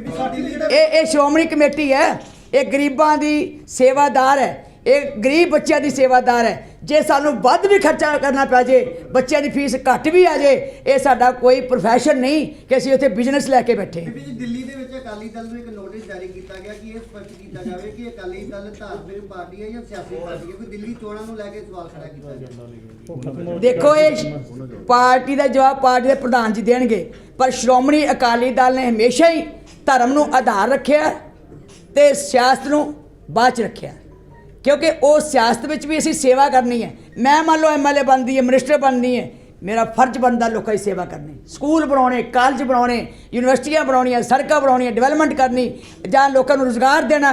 ਕੀ ਇਹ ਮਾੜੀ ਚੀਜ਼ ਹੈ? ਉਹ ਵੀ ਇੱਕ ਸੇਵਾ ਹੈ। ਵਿਸਾਖੀ ਜਿਹੜੇ ਦੇਖਿਆ ਜਾਣਾ ਕੋਰਟ ਨੇ ਖਤਮ ਕਰਤਾ, ਇਸ਼ੂ ਖਤਮ ਕਰਤਾ। ਰਿਸਪੌਂਸ ਹੈ ਜੀ? ਸਾਡੇ ਕੋਲ ਤੇ ਅਜੇ ਕੋਈ ਨਹੀਂ ਜੀ ਆਇਆ, ਪਰ ਅਸੀਂ ਆਪਣੇ ਪਾਸਪੋਰਟ ਭੇਜਤੇ ਆ ਜੀ।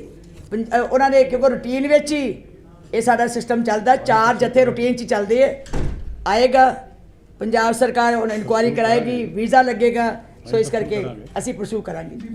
ਤਰਨਤਾਰਨ ਦੀ ਗੋਲ ਘਟ ਗਈ ਤਾਂ ਉਹਦੇ ਬਾਰੇ ਕੀ ਕਹਿਣਾ? ਕਈ ਗੁਰਦੁਆਰਿਆਂ ਦੀ ਘਟੀ ਹੈ ਜੀ, ਤਾਂ ਹਰਮੰਦਰ ਸਾਹਿਬ ਦੀ ਘਟ ਗਈ ਸੀ ਜੀ, ਇਹ ਪਿਛਲੇ ਸਾਲ ਪੂਰੇ ਸਾਲ ਘਟੀ ਰਹੀ ਹੈ। ਇਹ ਇੱਕ ਮਿੰਟ ਸਾਹਿਬ ਬੇਨਤੀ ਮੇਰੀ ਹੈ ਜੀ, ਮੇਰੀ ਹੱਥ ਜੋੜ ਕੇ ਬੇਨਤੀ ਹੈ, ਚਲੋ ਕੋਈ ਨਹੀਂ, ਉਹਨਾਂ ਨੇ ਚਿੰਤਾ ਜ਼ਾਹਰ ਕੀਤੀ ਹੈ, ਔਰ ਇਹ ਸ਼੍ਰੋਮਣੀ ਕਮੇਟੀ ਦੇ ਮੈਂਬਰਾਂ ਦੀ ਜਿਹੜੀ ਚਿੰਤਾ ਹੈ, ਉਹਨਾਂ ਕਿਹਾ ਕਿ ਉੱਥੇ ਥੋੜਾ ਜਿਹਾ ਪਹਿਰਾ ਦੇ ਕੇ ਉਹਨੂੰ ਠੀਕ ਕਰੀਏ, ਕਿਉਂਕਿ ਸੁਝਾਅ ਆਉਣੇ ਕੀਮਤੀ ਸੁਝਾਅ ਨੇ, ਸਾਡਾ ਸਵੀਕਾਰ ਕਰਨਾ ਫਰਜ਼ ਬਣਦਾ। ਜਿਹੜਾ ਦਿੱਲੀ ਗੁਰਦੁਆਰਾ ਪ੍ਰਬੰਧਕ ਕਮੇਟੀ ਨੇ ਲੋਕਾਂ ਨੂੰ ਫ੍ਰੀ ਜਿਹੜਾ ਸਿਹਤ ਸੁਵਿਧਾਵਾਂ ਦੇਣ ਵਾਸਤੇ ਸੈਂਟਰ ਖੋਲ੍ਹਿਆ, ਕਿ ਸ਼੍ਰੋਮਣੀ ਇਹਦੇ ਸਬੰਧ 'ਚ ਮੈਂ ਤੁਹਾਨੂੰ ਫੇਰ ਦੱਸਾਂਗੀ ਕਿ ਸ਼੍ਰੋਮਣੀ ਕਮੇਟੀ ਦਾ ਹਸਪਤਾਲ ਜਿਹੜਾ ਇੱਥੇ ਹੈ ਉਹ ਕਿਹੜੀਆਂ ਫ੍ਰੀ ਸੇਵਾਵਾਂ ਦੇ ਰਿਹਾ ਮੇਰੇ ਕੋਲ, ਮੈਂ ਕਿਉਂਕਿ ਅੱਜ ਬਹੁਤ ਕੁਝ ਹੈ, ਇਸ ਕਰਕੇ ਮੈਂ ਬਾਅਦ 'ਚ ਦੱਸੂ। ਧੰਨਵਾਦ ਜੀ ਸਾਰਿਆਂ ਦਾ, ਮਿਹਰਬਾਨੀ।